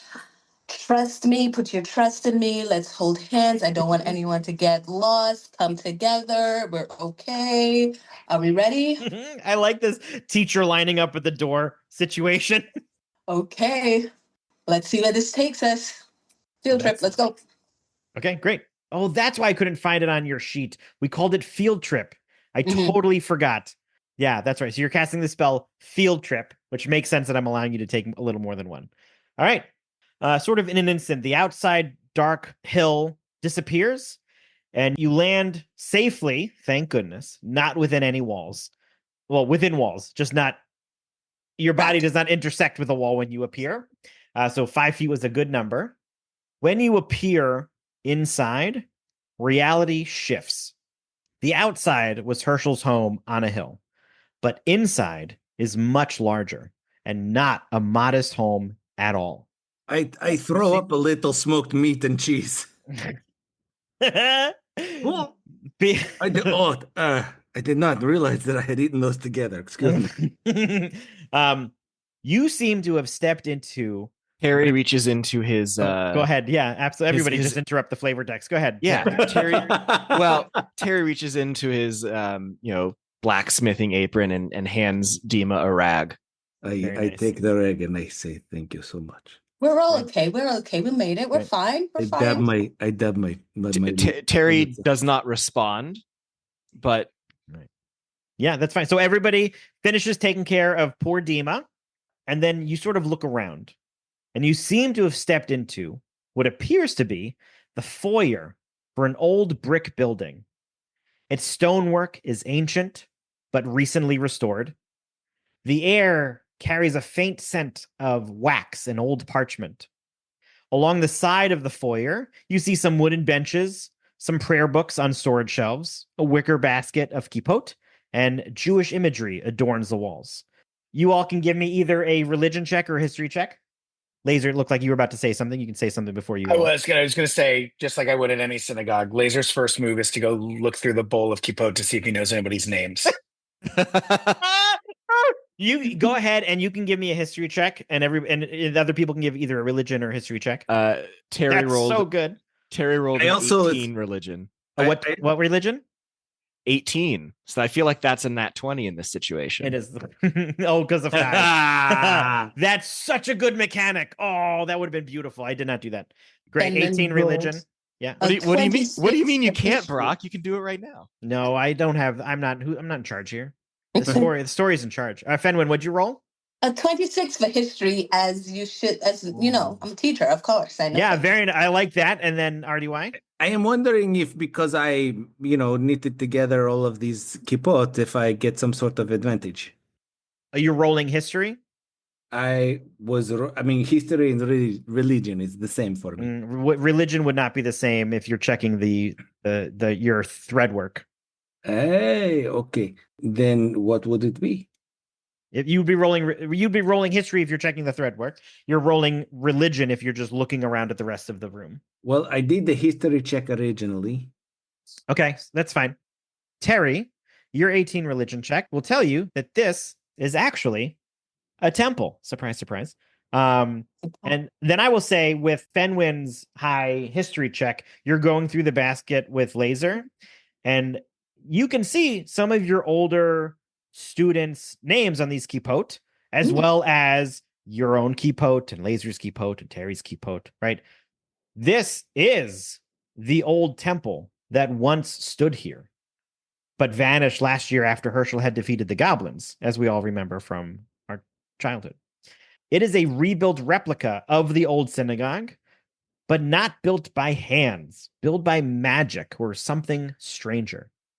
Tossed to one side of this foyer, like unwanted presents, lay 6 magical artifacts. You recognize these as belonging to the knights. Give me an Arcana check. 18. 7. Yeah, 8. Even with that 18, I will give this to you. 22. Oh, with that 22, they have the glow about them. As you saw outside, they hum faintly with power, as if calling for their owners. And then give me a hot second, and I will share my screen. Oh. Oh. Why are there only 6? There were 8 knights. Oh, yeah, that's something you notice. So now you can all see these items just thrown on the ground as if unwanted. And you notice that there are only 6 now, even though you did meet 8 knights. That is true. I would like to take the helmet. You're going to take the helmet? Yes, I have boots, and I cannot use a shield or chest plate mail. Maybe the Great. bracelets. I feel like the bracelets match my aesthetic, don't you think? I very much agree with you. Thank you. They definitely do not fit with me. And you can read if you want. I will happily. You just met these people. If you have questions about who had which item, I'm happy to give that information as well. Wasn't it Circumcised who had the sheepskin? No. It was the sword. Yeah, Circumcision had the sword. The helmet was worn by Sir Prize. Fenwin is taking the bracelets. Breast bracelets, please. I think it's beautiful. I am already wearing boots. Yeah. And I cannot use a longsword. I cannot take anything else. Terry will go for the boots, please. Sure, Terry's going to wear these Birkenstock boots. I'll take the sword. Great. So there, if anybody wants, there's still this plate of armor and this powerful shield. If anybody wants, you don't have to. They're there. Like if you can't, you don't. Doesn't matter. Like you're all picking up some really nice stuff, which you'll find out in a second. When it comes to armor, I think of blacksmith. But he already has his His apron. blacksmith apron and chest plate. Same. That's why I Yeah, totally didn't fine. take. But I'll take the. I'll take the shield. Great. Can I have a whole TV series and a movie where I have to think about the weight of holding this shield? Sure. I think that. Cool. Yeah. I think that'll be a nice callback when that comes out. I think that will be marvelous. Yeah. All right. Is it right to assume that Fenwin immediately puts on the bracelets and Dima puts on the sheepskin cap and Terry puts on the boots? I realize we're all nodding, which doesn't help the podcast. So I'll Yes. say yes. Yeah. That Yeah. is. I was so- waiting for him to stop with the flavor text because he yelled at us before. I did. Absolutely. I appreciate that. Thank you for learning. Let's do this. Each of you give me an Arcana check with advantage. Laser rolls a 10. Dima Correct. gets a 19 with Great. advantage. Terry rolls a 10. Fenwin rolled an 18. Great. Okay. So Terry, here's what you can learn. Is that you can feel, with this Arcana check, these are all rare items. There's not a lot like them, right? These boots make you feel lighter, not overly lighter, just lighter enough. So you'll get +5 to acrobatics when wearing these boots. Laser, you Cool. picked up 2 things, right? I did the shield and the sword. Yeah, I'd have to give you more on the sword just because it's so beautifully flavor texted. So first, the shield will it's going to give you +3 to your AC, your armor class, and you can impose shield, which means Oh, nice. that you can cause disadvantage on attack targeting a creature within 5 feet of you. So if you're fighting alongside somebody else and they get hit, your shield causes the attacker disadvantage. So just remember that. And the sword, I'm going to give you all of this text because I'm enjoying this text even with the 10. It gives you +2 to hit. It's a long sword. When you hit a creature larger than you, the attack deals an extra 2d6 damage. And once per long rest, you can cast Compelled Duel, which essentially urges somebody, we will get to that if you decide to use that. It sort of urges somebody to fight you directly. Got it. And we can pick that flavor text. No seconds, no apologies, just straight to the duel. Got it. Yeah. You urge them to fight you, sort of thing. This is the sword of definitely not overcompensating. And we're sure this one didn't even belong to circumcision? this one did belong to circumcision. Oh, got it. Okay, and then Dima. Yes. Dima picked up the sheepskin with you at an 18. I did. Yeah, great. This is the sheepskin cap of shadows. It Oh, gives this you sounds good for me. 100%. This gives you a +5 to stealth checks, and allows the wearer to cast invisibility once per long rest. No concentration. Fenwin, with your 18, you know that these are the brass bracelets of bounty. It gives you 1 additional action during combat and a +1 to your initiative roll. Okay, so you've picked up these items. Wonderful. They still have this hum, this faint glow around it. So you find yourself in this foyer of this old temple that you remember, and you have these new items. What would you like to do? I think we should have a little prayer service. Yes. Sure. Yeah. What would you like to say?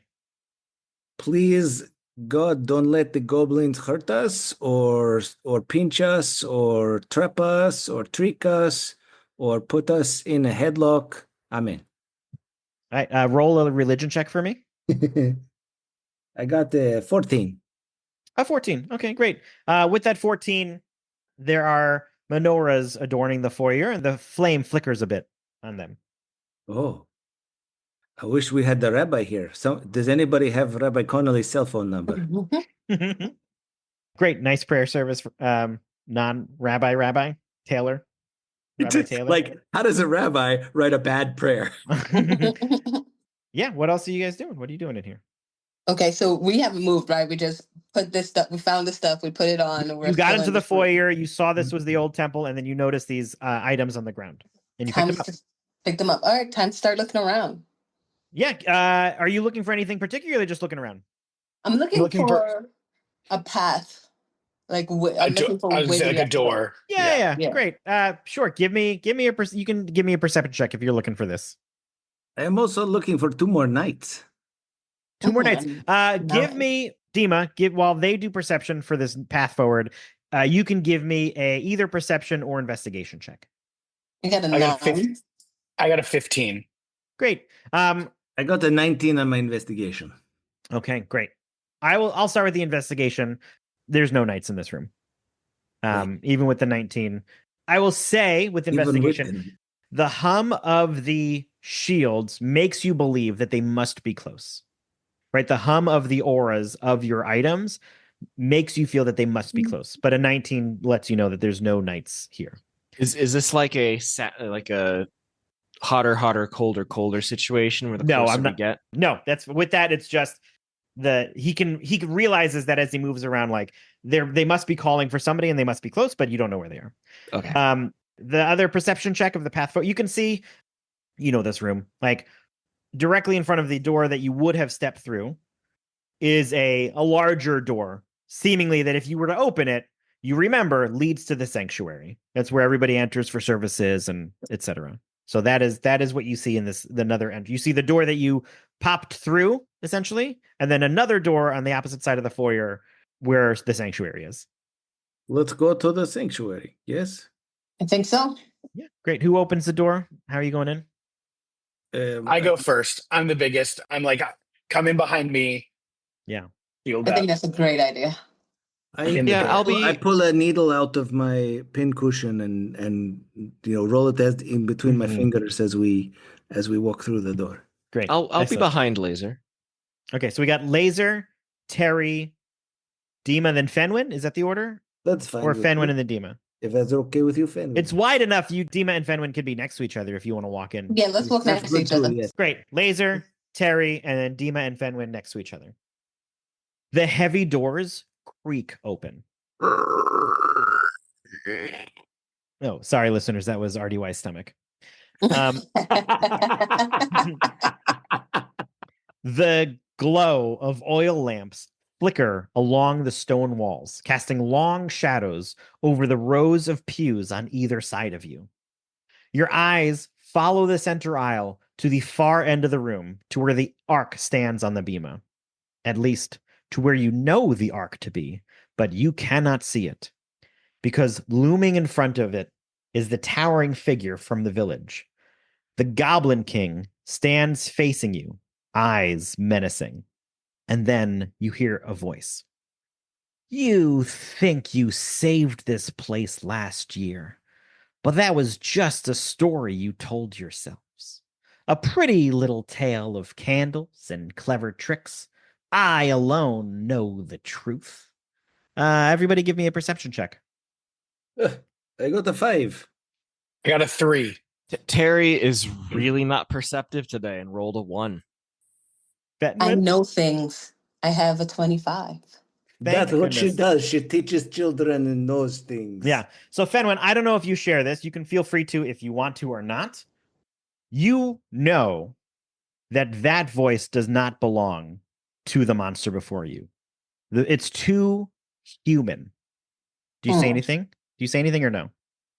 I'm thinking about it for a little bit, yeah. All right, too long.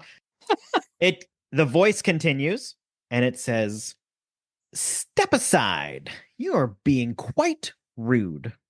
And the Goblin King shifts over and steps a little bit to the side of this bema. And there, hunched over a blackened book on the podium, stands Hershel.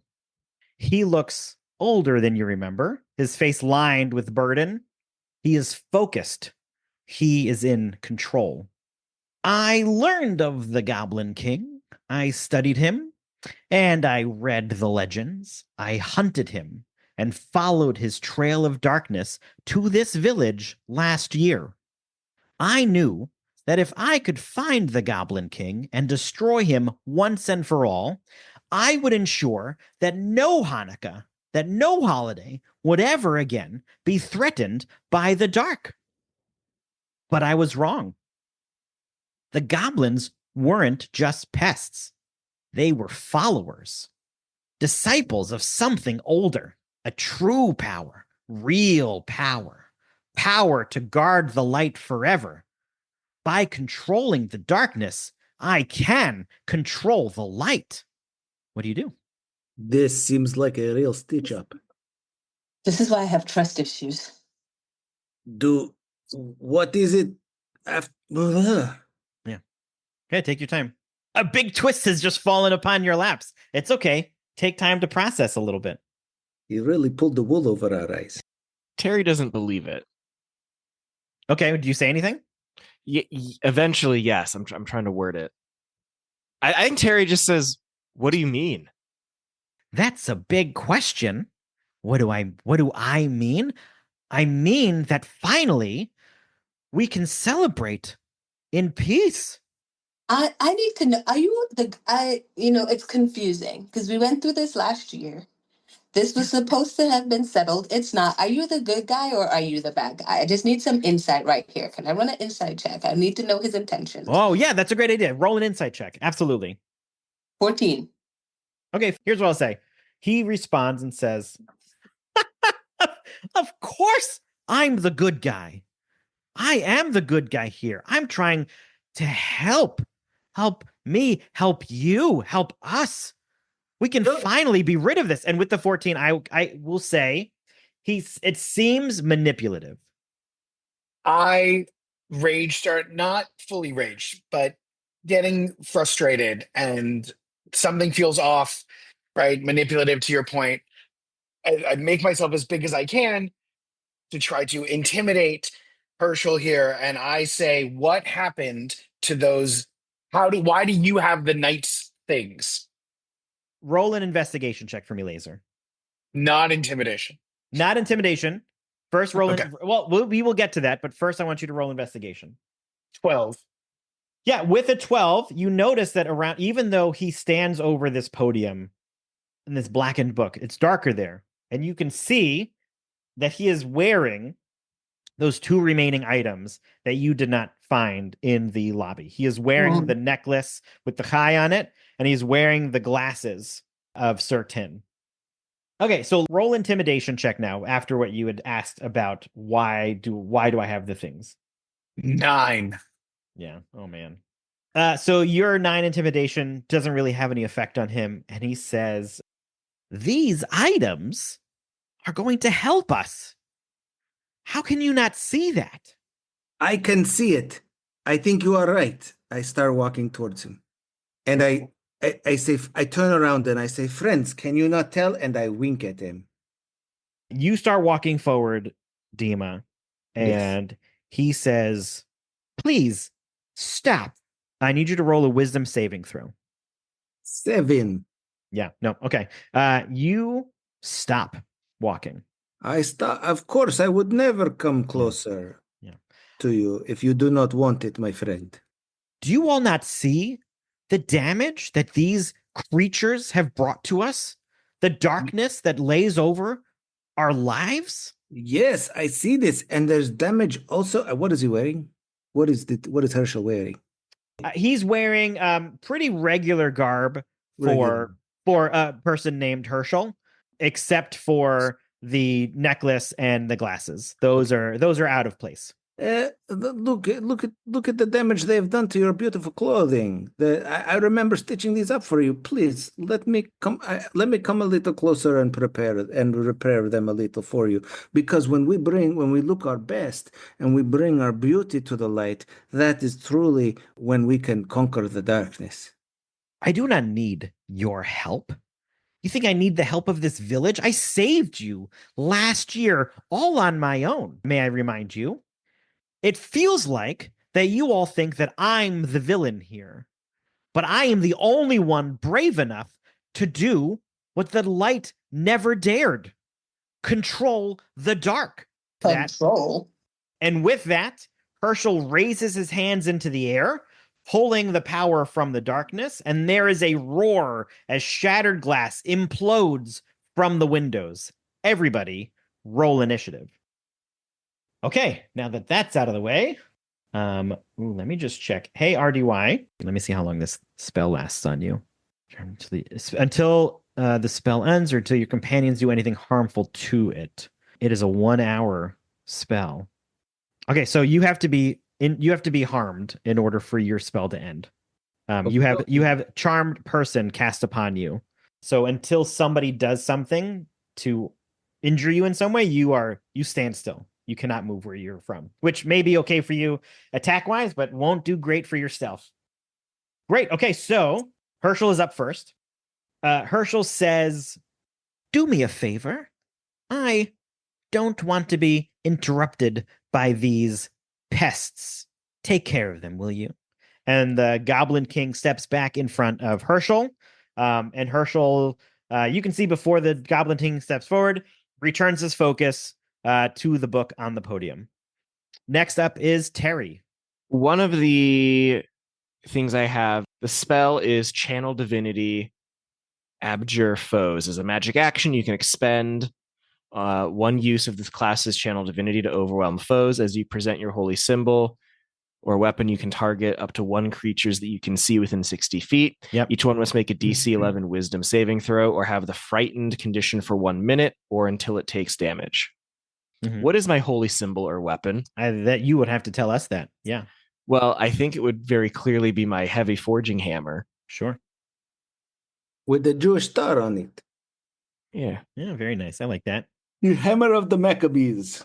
All right, and you're casting that upon the Goblin King, I assume. And this is a wisdom saving throw, we said? Mm-hmm. Holy crap. 6. All right. He's frightened. Wow. So do you say anything when you hold up your hammer? Oh gosh, I shouldn't I? I think it's just what I hold up the hammer, and as it's frightened, I yell out, Hershel, it doesn't have to go this way. To the voice behind him. Okay, great. Mm-hmm. That's totally fine. And then Hershel will respond just as a free action and say, yes, you all have your little playtime. Don't bother me. Okay, any other actions, movements? Yes. As a bonus action, would you consider my heavy forging hammer to be a magical item? The one that you have, I would not. Okay. I will cast Magic Weapon. Okay, read that out. It's a bonus action. The duration is an hour. Great. I touch a non-magical weapon until the spell ends. That weapon becomes a magic weapon with a +1 bonus to attack rolls and damage rolls. Nice. The spell ends early if I cast it again. Okay. Next up is Laser. Right behind Laser, you are standing right behind Dima, who sort of pushed forward during the conversation piece. How far am I from the Goblin King? You're about 40 something feet. Oof. So you have movement. I believe you have 30 feet of movement available to you.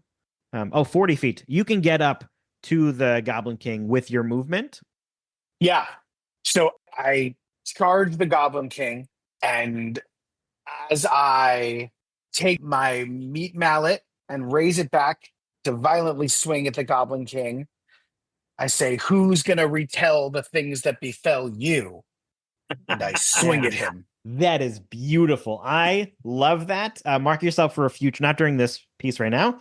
You have a future inspiration. That was a beautiful quote. I love that. All right. So you rolled a hit. 26. Yeah, 26 hits. And this is a powerful one. So that was a good roll. Roll for damage. 15.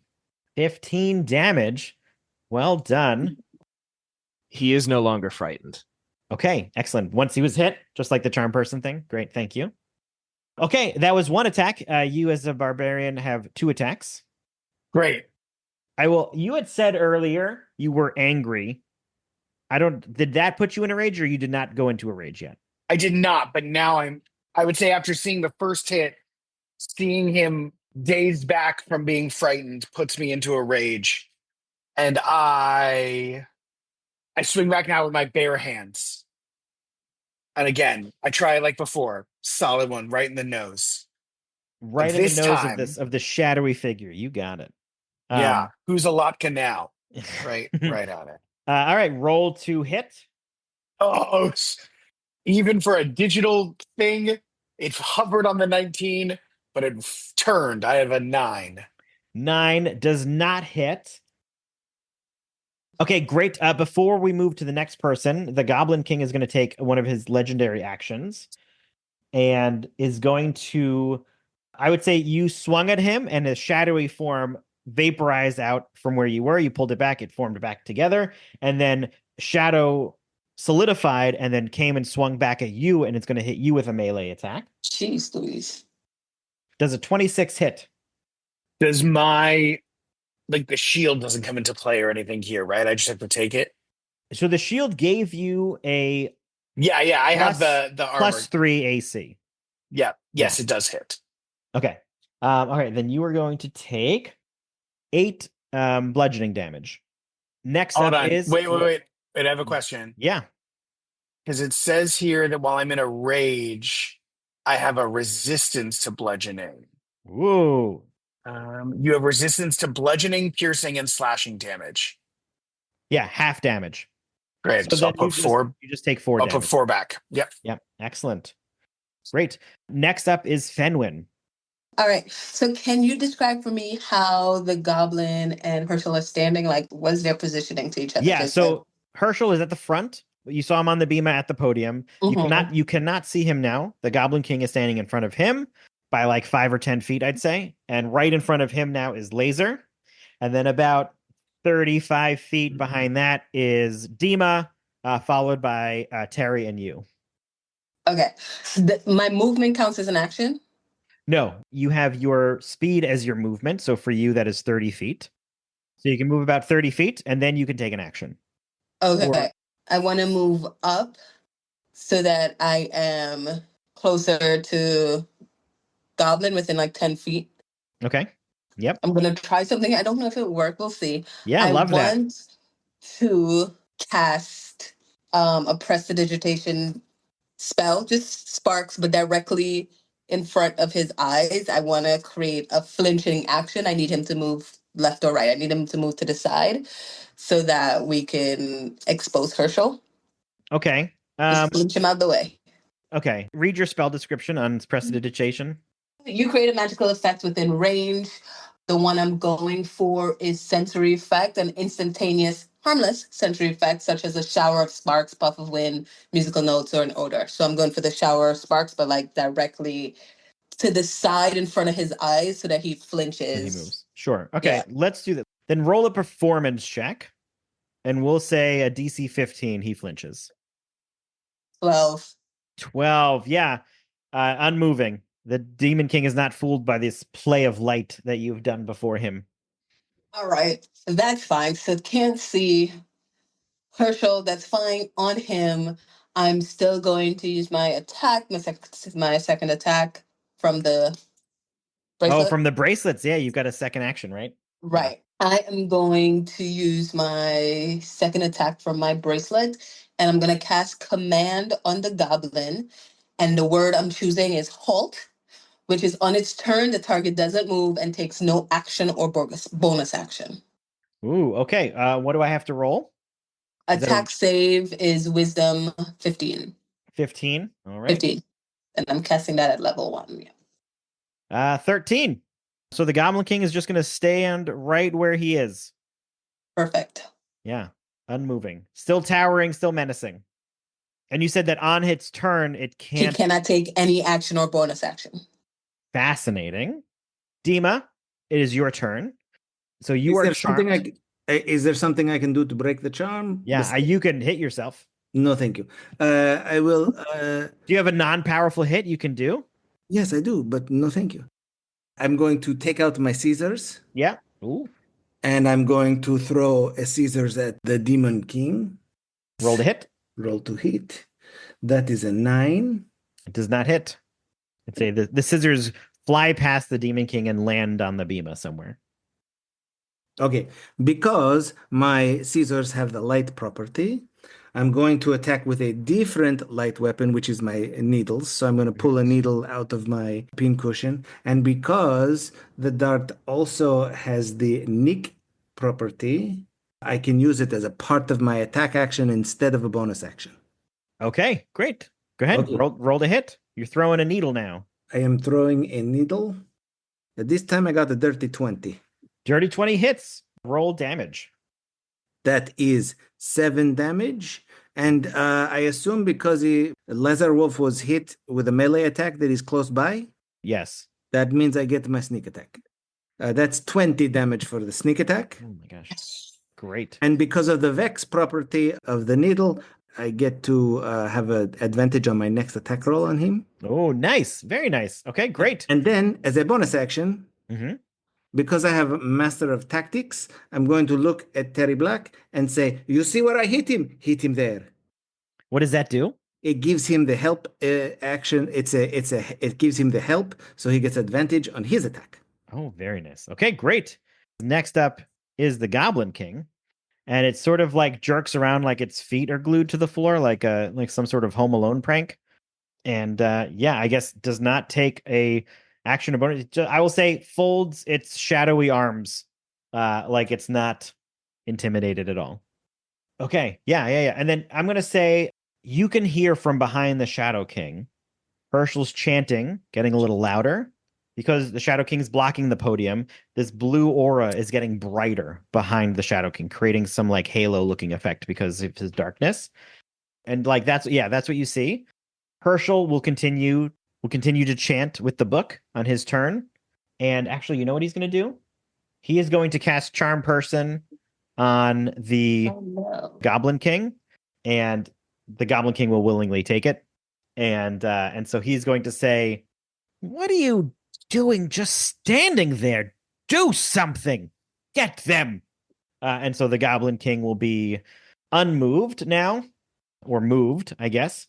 And with that, he's going to take a legendary action, and he is going to stare straight down at Laser with its bright red orb eyes.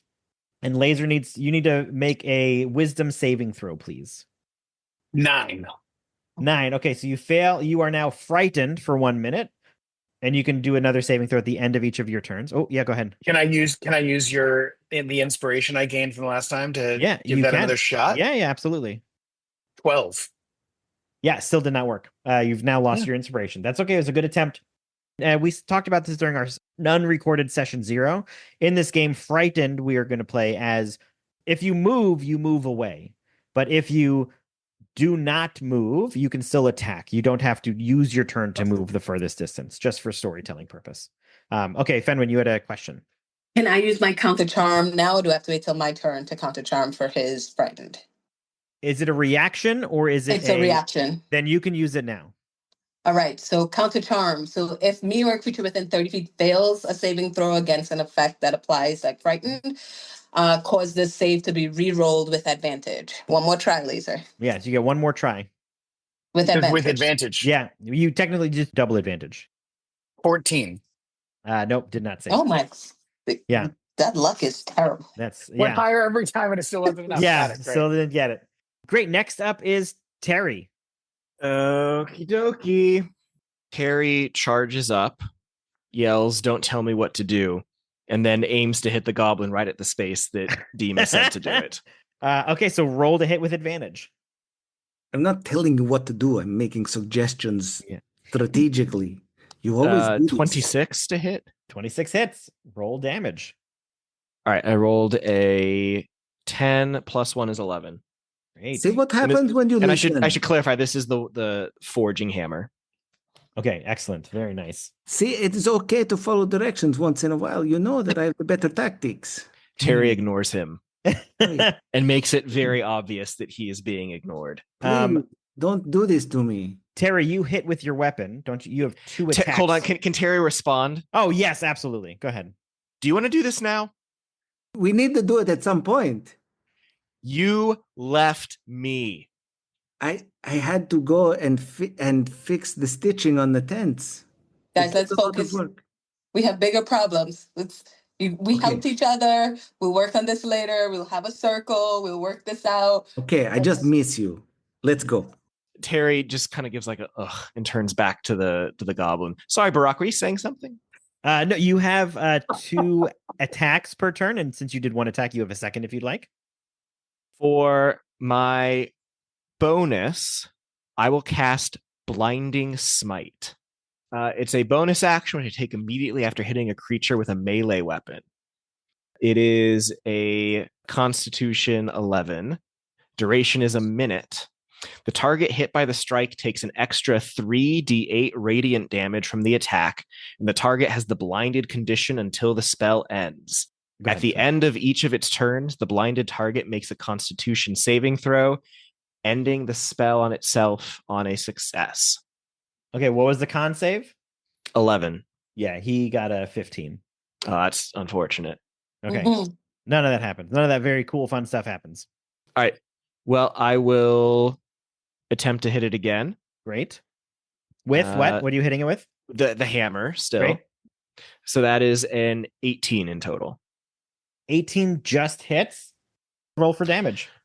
The damage is 12 plus 1, which is oftentimes 13.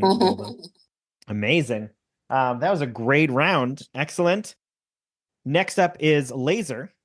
So I'm going to recklessly attack, take a swing with the longsword at the Goblin King, saying there might be ocho Candelikas, but there's one sword for you as I come down. Okay. Okay, roll to hit. 20. Yeah, 20 hits. And now you're going to roll. What does your reckless give you? 3d6?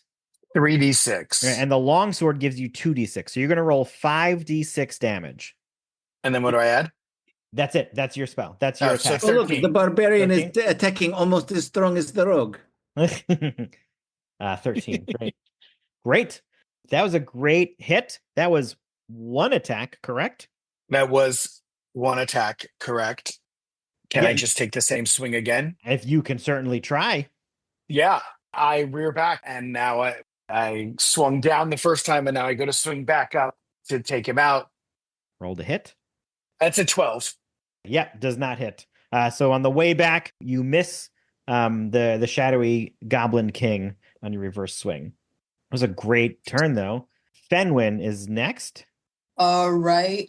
I would like to throw my protractor chakram at the Goblin King's still standing, right? Still standing right there. Okay. Yeah. First attack, I'm going to throw my chakram. I'm aiming for that space right above his knee, that little meaty part right above his knee. I'm throwing it hard enough. I want it to embed. I want it to stick. So I'm throwing that at his knee. Yeah, go ahead. If you wanted to stick in a shadowy figure, it's going to be pretty high. Roll to hit. 13. 13 does not hit. Okay, cool. So the chakram lands right next to the scissors on the bima. Cool. I forgot about the scissors. Okay, cool. There's a whole math class that's about to start. That's fine. Okay. So next, I am going for my bonus action. I'm gonna cast the Shillelagh. I'll take my quarterstaff and then imbue it with nature's power. Okay, for 1 minute. It uses spellcasting ability instead of strength for the attack and damage rolls of melee attacks using that weapon. It becomes a D10 because I'm above 11. Yeah. What is I'm this? gonna- So what is this teacher's wooden staff that's imbued with nature's It's my bounty? meter stick. Okay. So So we're what does using this the look meter like? stick. Yeah, what does this look like when you imbue this meter stick with this magic? When I imbue it with the magic, you see it start glowing. The numbers glow, right? Have you ever seen those rulers that have the little sharp edges on the side? Yeah. So you see a little wind, and the wind is like taking the form of the sharp edge, like Ooh, those that's nice. cut rulers. And so now it's imbued. I'm holding it. And again, I'm swinging at him. I'm aiming for his knee. I need him to take a knee or move or fall. I need him to Oh, I drop. see what you're doing. Yeah. Okay. Okay, so I'm aiming right for that soft spot by the knee. Yeah, and you had already moved up towards him, Yeah, correct? I was Okay. already near him. Yeah. Okay, Yeah. great. Okay, so go ahead and roll to hit. Wow, that's really disrespectful. That's an 8. Yeah, 8 does not hit. I actually swing so hard thinking I'm gonna hit that I spin a little bit and oh my you God. end up hitting one of the pews next to you instead. It's like Mhm. starting to get a little bit crowded up here at the front. Yeah. All right.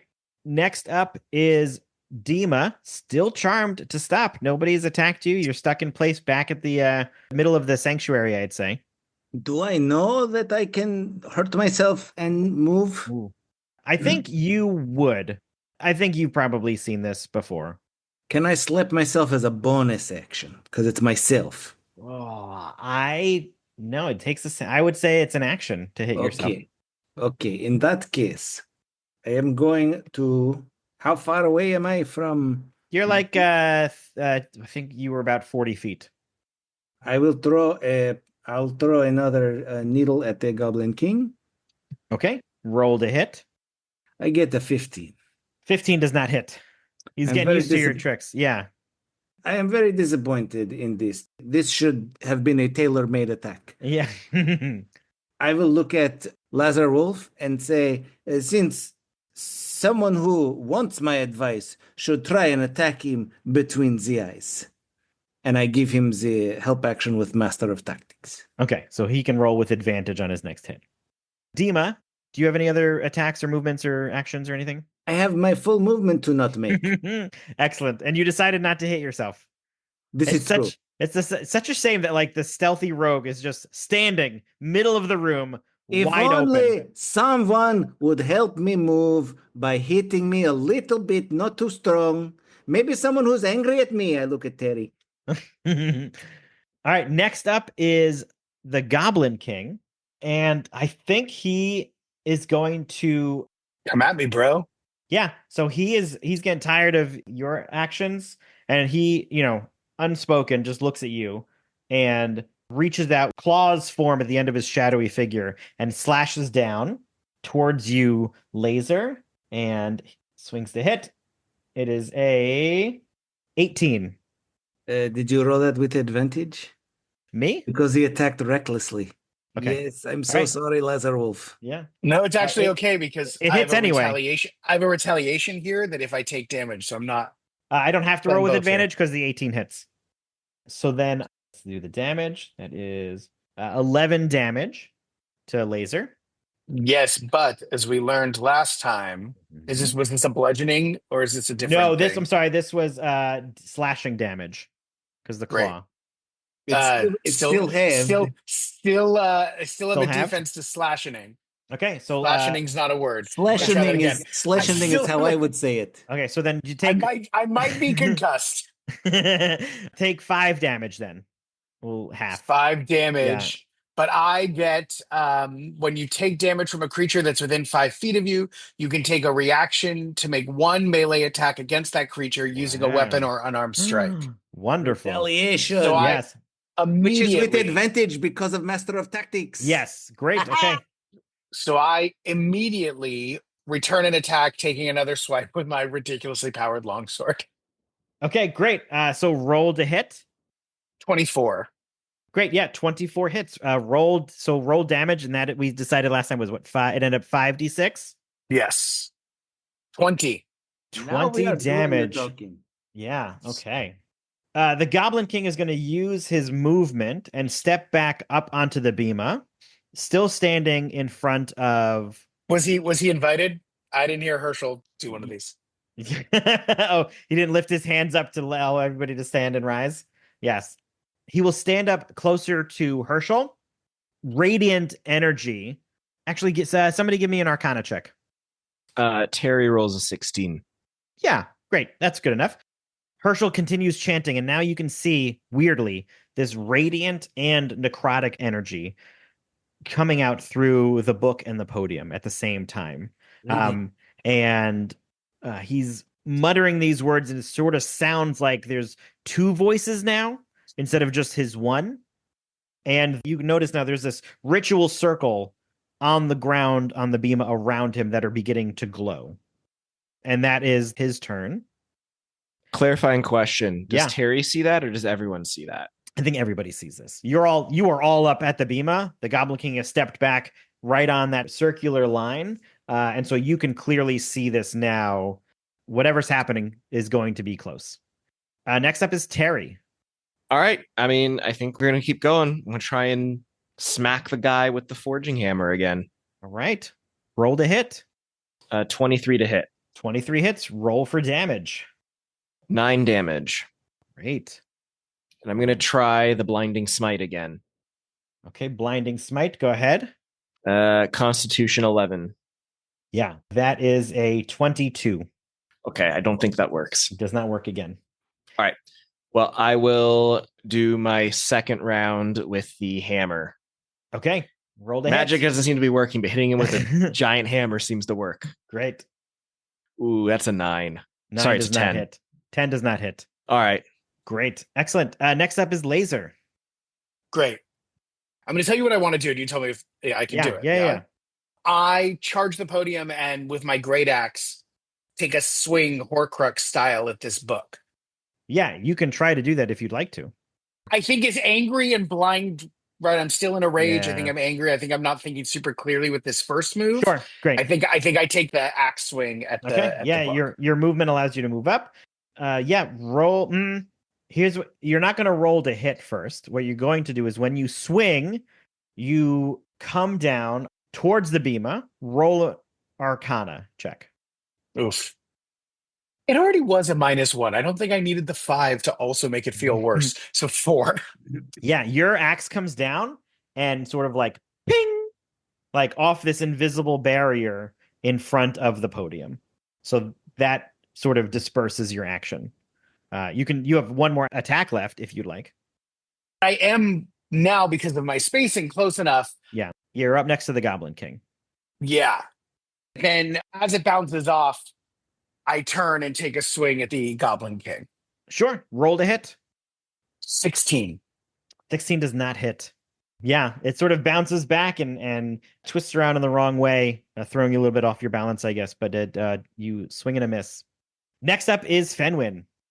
I take some movement. I head back towards Dima. I open palm smack him in the face. Okay, roll to hit, or you can take this willingly, right? No, roll to hit, because if you get a natural 1, this is going to be a problem. It's a 22. It hits. 22 hits. Roll damage on Dima. 3. Dima takes 3 bludgeoning damage to the face. And you are no longer charmed, Dima.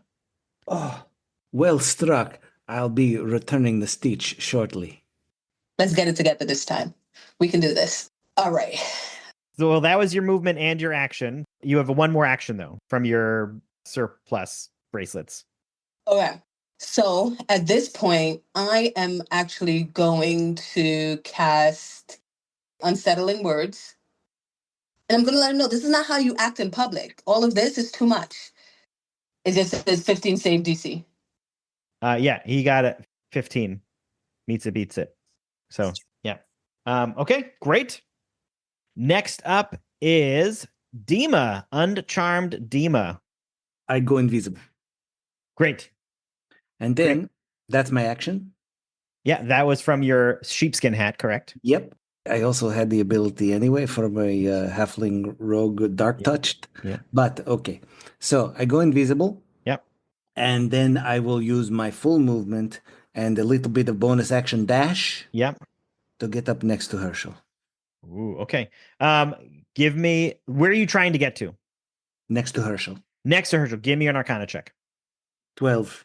Yep. You hit a similar wall that Laser had hit prior, right at that edge circle. So you're not able to get inside of that arcane circle. He's in an invulnerability of some sort. Either a cone of invulnerability or he's in a hut of protection or something like that. Yeah. So that, great. I don't say anything. You don't say anything. Great. There's just like this faint whoa, whoa, whoa, whoa, as you hit that arcane barrier. Let me ask you a question. Yes. Did I know Hershel's father? No, Hershel's not from this town. Hershel is from a neighboring village, Ostropol. Right. Okay, thank you. Yep. Okay. The Shadow King, after not being as successful against Laser, his arm is going to reach into his shadowy figure and come out, and clouds are going to form and solidify into this blade, the shadowy goblin blade, and he's going to swing down and try to attempt to hit Terry. Let's see if that hits. 27 to hit. Yeah, Terry. that hits. Yeah. Oh, wait a minute. Hold on. You are within 5 feet of Laser, who's carrying his shield, which gives disadvantage to me. So let me roll my attack again. 19. Yeah. Okay, so it still would have hit. 12 slashing damage to Terry. Okay. Great. So now at the end of the Goblin King's turn, the Goblin King steps back and approaches the podium next to Hershel. Hershel's arms are going to open wide, and the Goblin King is going to charge straight into him. And there is a blinding flash of light and shadow as something is happening. You can see that the two figures collide closer than they should have, and they seem to have merged. And now, Did the synagogue board approve this merger? Oh, Joel, you get one more inspiration, buddy. You are knocking these out of the park. That is beautiful. All right, now standing before you is a slightly taller, towering figure, a merged demonic monster of Hershel's mastery of light and the Goblin King's rule over the darkness. This is the Goblin Lord. Everybody roll an Arcana check. I got an 18. Got a 9. Terry rolled a 21. 9. Great. The 18 and the 21. This new Goblin Lord is still wearing the glasses and the high necklace.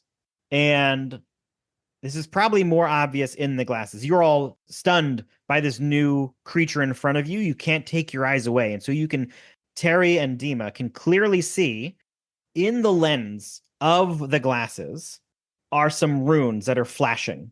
Like this is your Arcana check coming in. There's these images that are rotating and flashing up and going away and flashing up.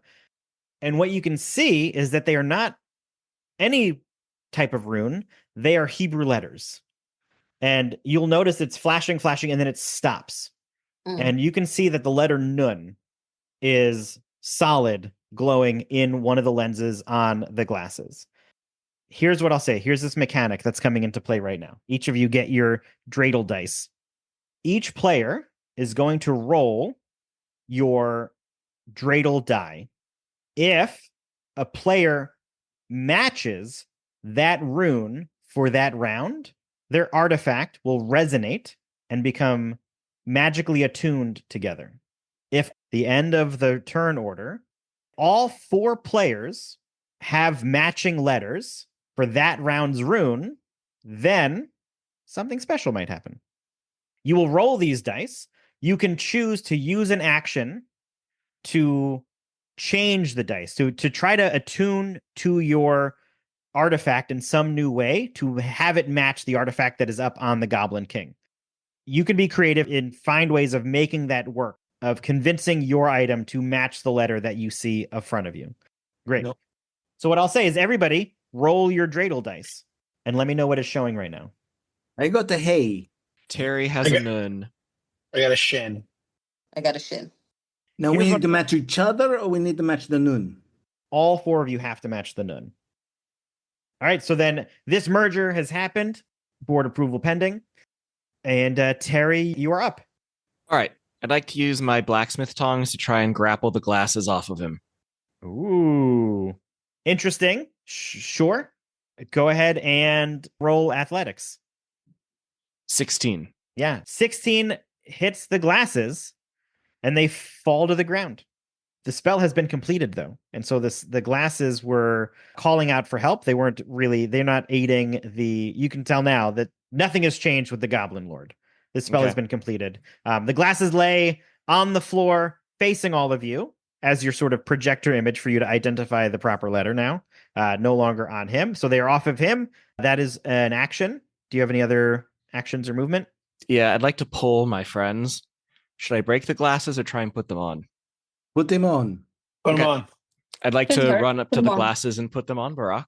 Okay. Yeah. You are going to have to take an opportunity attack from this Goblin Lord because you Okay. are. Wait, hold on. No. He No. stepped back, didn't he? He did step back. You're not in range. Yeah. Yeah. Okay. So, yeah, you can go ahead and if you want to not be in range of the Goblin Lord, you're going to have to jump over some pews. So give me an acrobatics check. Oh, and I've got the +5. And you have the Birkenstock boots. Yeah. The 18 Birkenstock? +5. 18 plus 5. Yeah. Great. What does it look like when you flip over these pews to grab the glasses? That's a pretty impressive. Dima has never seen Terry move so smoothly in his life. Dima specifically. Yes. I'm very much enjoying this. Great. And you put these glasses on? Mm-hmm. Amazing. Okay, you put these on. These are the glasses of crystalline clarity.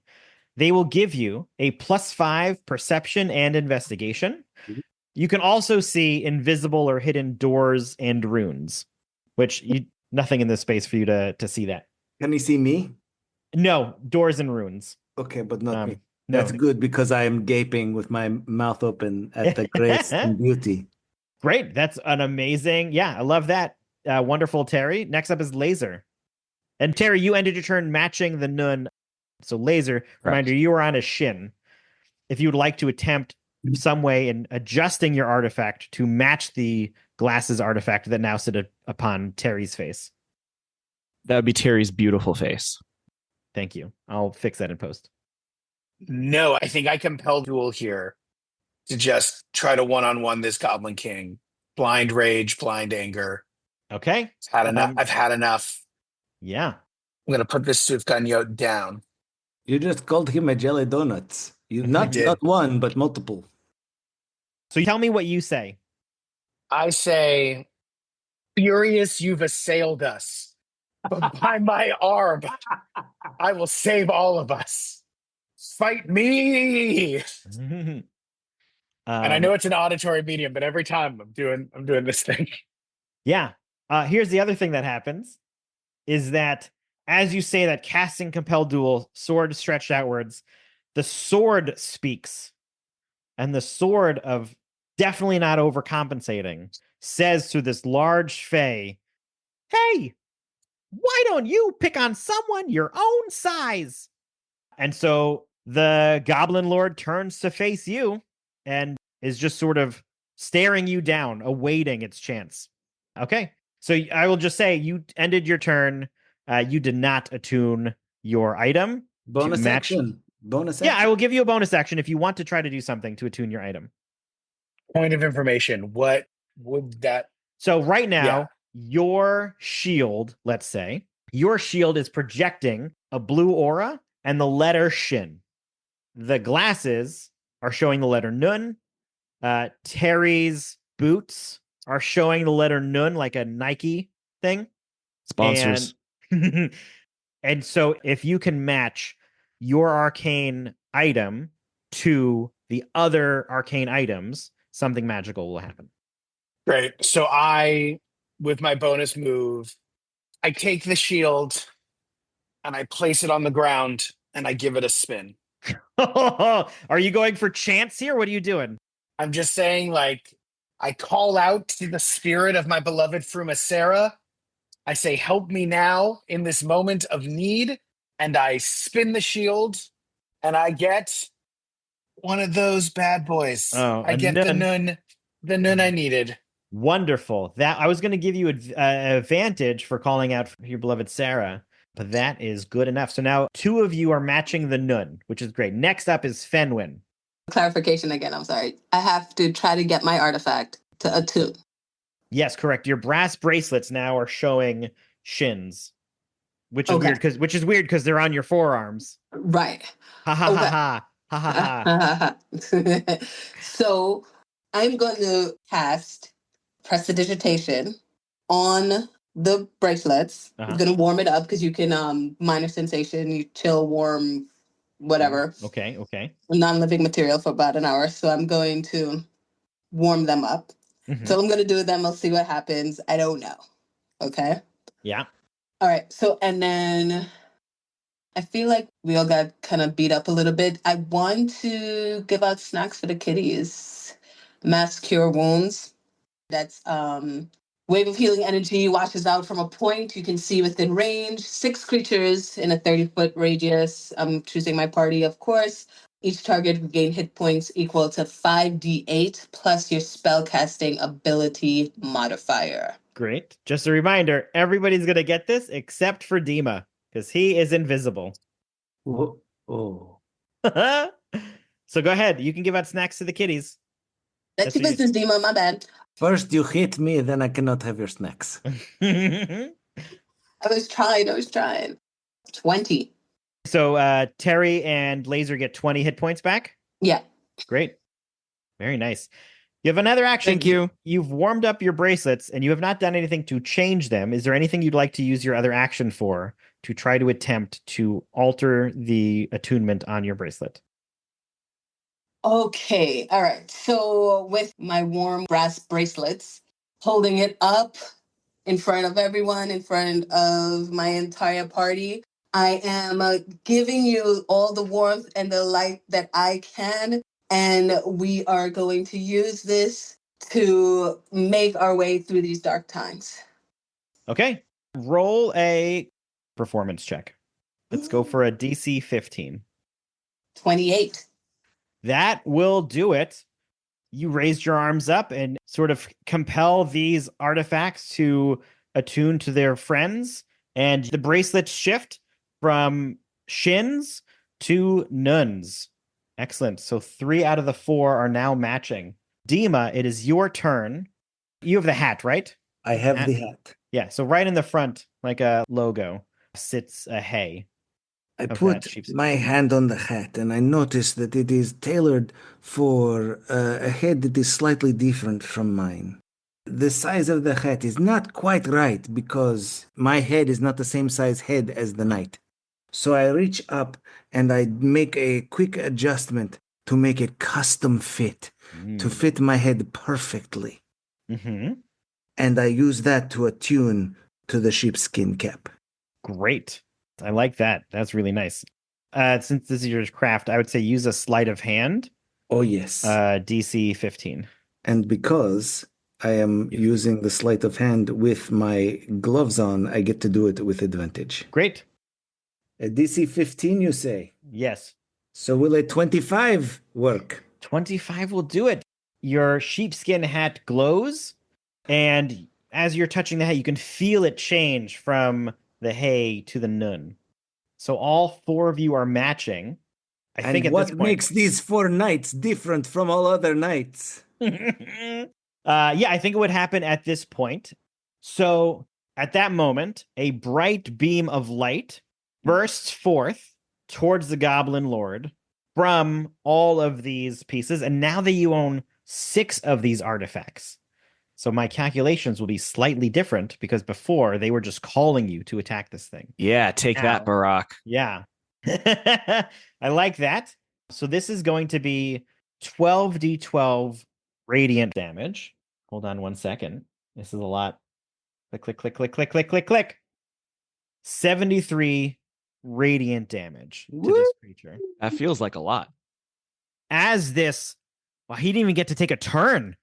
As this final blow lands, the Goblin Lord screams, not in pain, but in confusion. A distorted voice can be heard from amongst this shadowy light wreckage. You don't understand! I was going to save the light! I was going to protect it! And the darkness begins to crack and splinter as the radiant energy of the artifacts pulse in harmony, continuing to beat down on this Goblin Lord. And the Goblin Lord stumbles back and drops to the floor, and the figure explodes into light and mist. And you stand in this empty sanctuary with blast marks around you in this sanctuary that did not stand here 1 year ago. And this 8th night, what do you do? It is so sad he did not know that only the Holy One can create light. Oh, that's good. That's nice. Hey, I got it from Rabbi Godley. Great. I'm assuming nobody's hanging around. Here's what I'll Is say. there any other knight Is there an armor Oneg? items hanging around? Is there an Oneg? there an Oneg? Let's do this. You head back into the foyer to check where the Oneg would be. That's where you all remember back when you had services, you would leave to the foyer. Alana, the owner of the local tavern, the Laughing Pomegranate, you would set out a nice spread of food. So why don't you head to the foyer Yes. and give me an investigation check. Laser. Investigation. I got that 25. Yeah. 14. 7. Great. I think that would do it.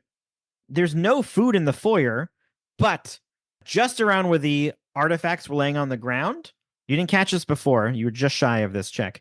A seam in the floor sort of separates a little bit, and this stone in the slab lifts up, and you hear, "Excuse me, did we miss this excitement?" And it's Sir Vent, and he climbs out of the hole, and the 7 other knights follow behind him, and they sort of will update you, and they will tell you about what had happened, how Hershel had thrown them in this hole, and all this. They knew it. They just couldn't help. He had this magic spell once he had taken those items from them. And yet we know, of course, all tailors know that every seam hides a secret. Yes, absolutely. I was really hoping you would have found that in the foyer. So you all walk down the hill, chatting with the knights, regaling them of your battle. The sun is setting just beyond, and you can see that families have begun lighting their menorahs. The last night of Hanukkah has begun. I give my hat back to Surprise. And he sort of, hold on, let me find his voice. Oh, we haven't spoken to him yet. I have Noir Detective listed for Surprise. Oh, hey. Oh, you surprised me there. I didn't see that coming. Thank you for the hat. I appreciate it. I hope you wore it well. It was the perfect fit. And Sir Vent speaks up as you walk down the hill. Well, if this is how your village celebrates Hanukkah, I'd hate to visit for Passover. And that'll do it for this episode of Torah Smash. Our fiscal sponsor is Jewish Creativity International. Our theme music was created by Sean Vogel. You can check out Sean's bands and studio work at www.thesleepywest.com. If you enjoyed today's episode, be sure to rate and review us wherever you listen.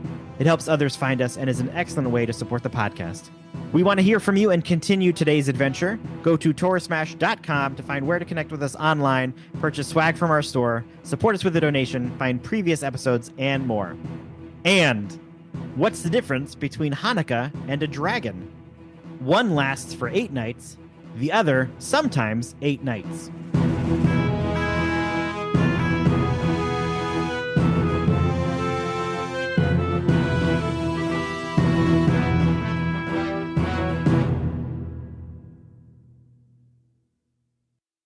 It is the late. So it begins. It is the late. It is so it begins. Dreidel dice, dreidel dice. Pickles. But no one stands against it. Oh, but if no one stand against Jesus Christ, No one can stand against Jesus Christ.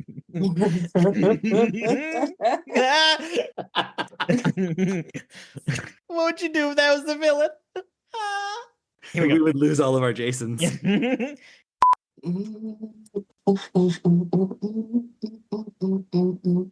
You don't need to give us waiting music. I'll cut this empty part out. Sorry.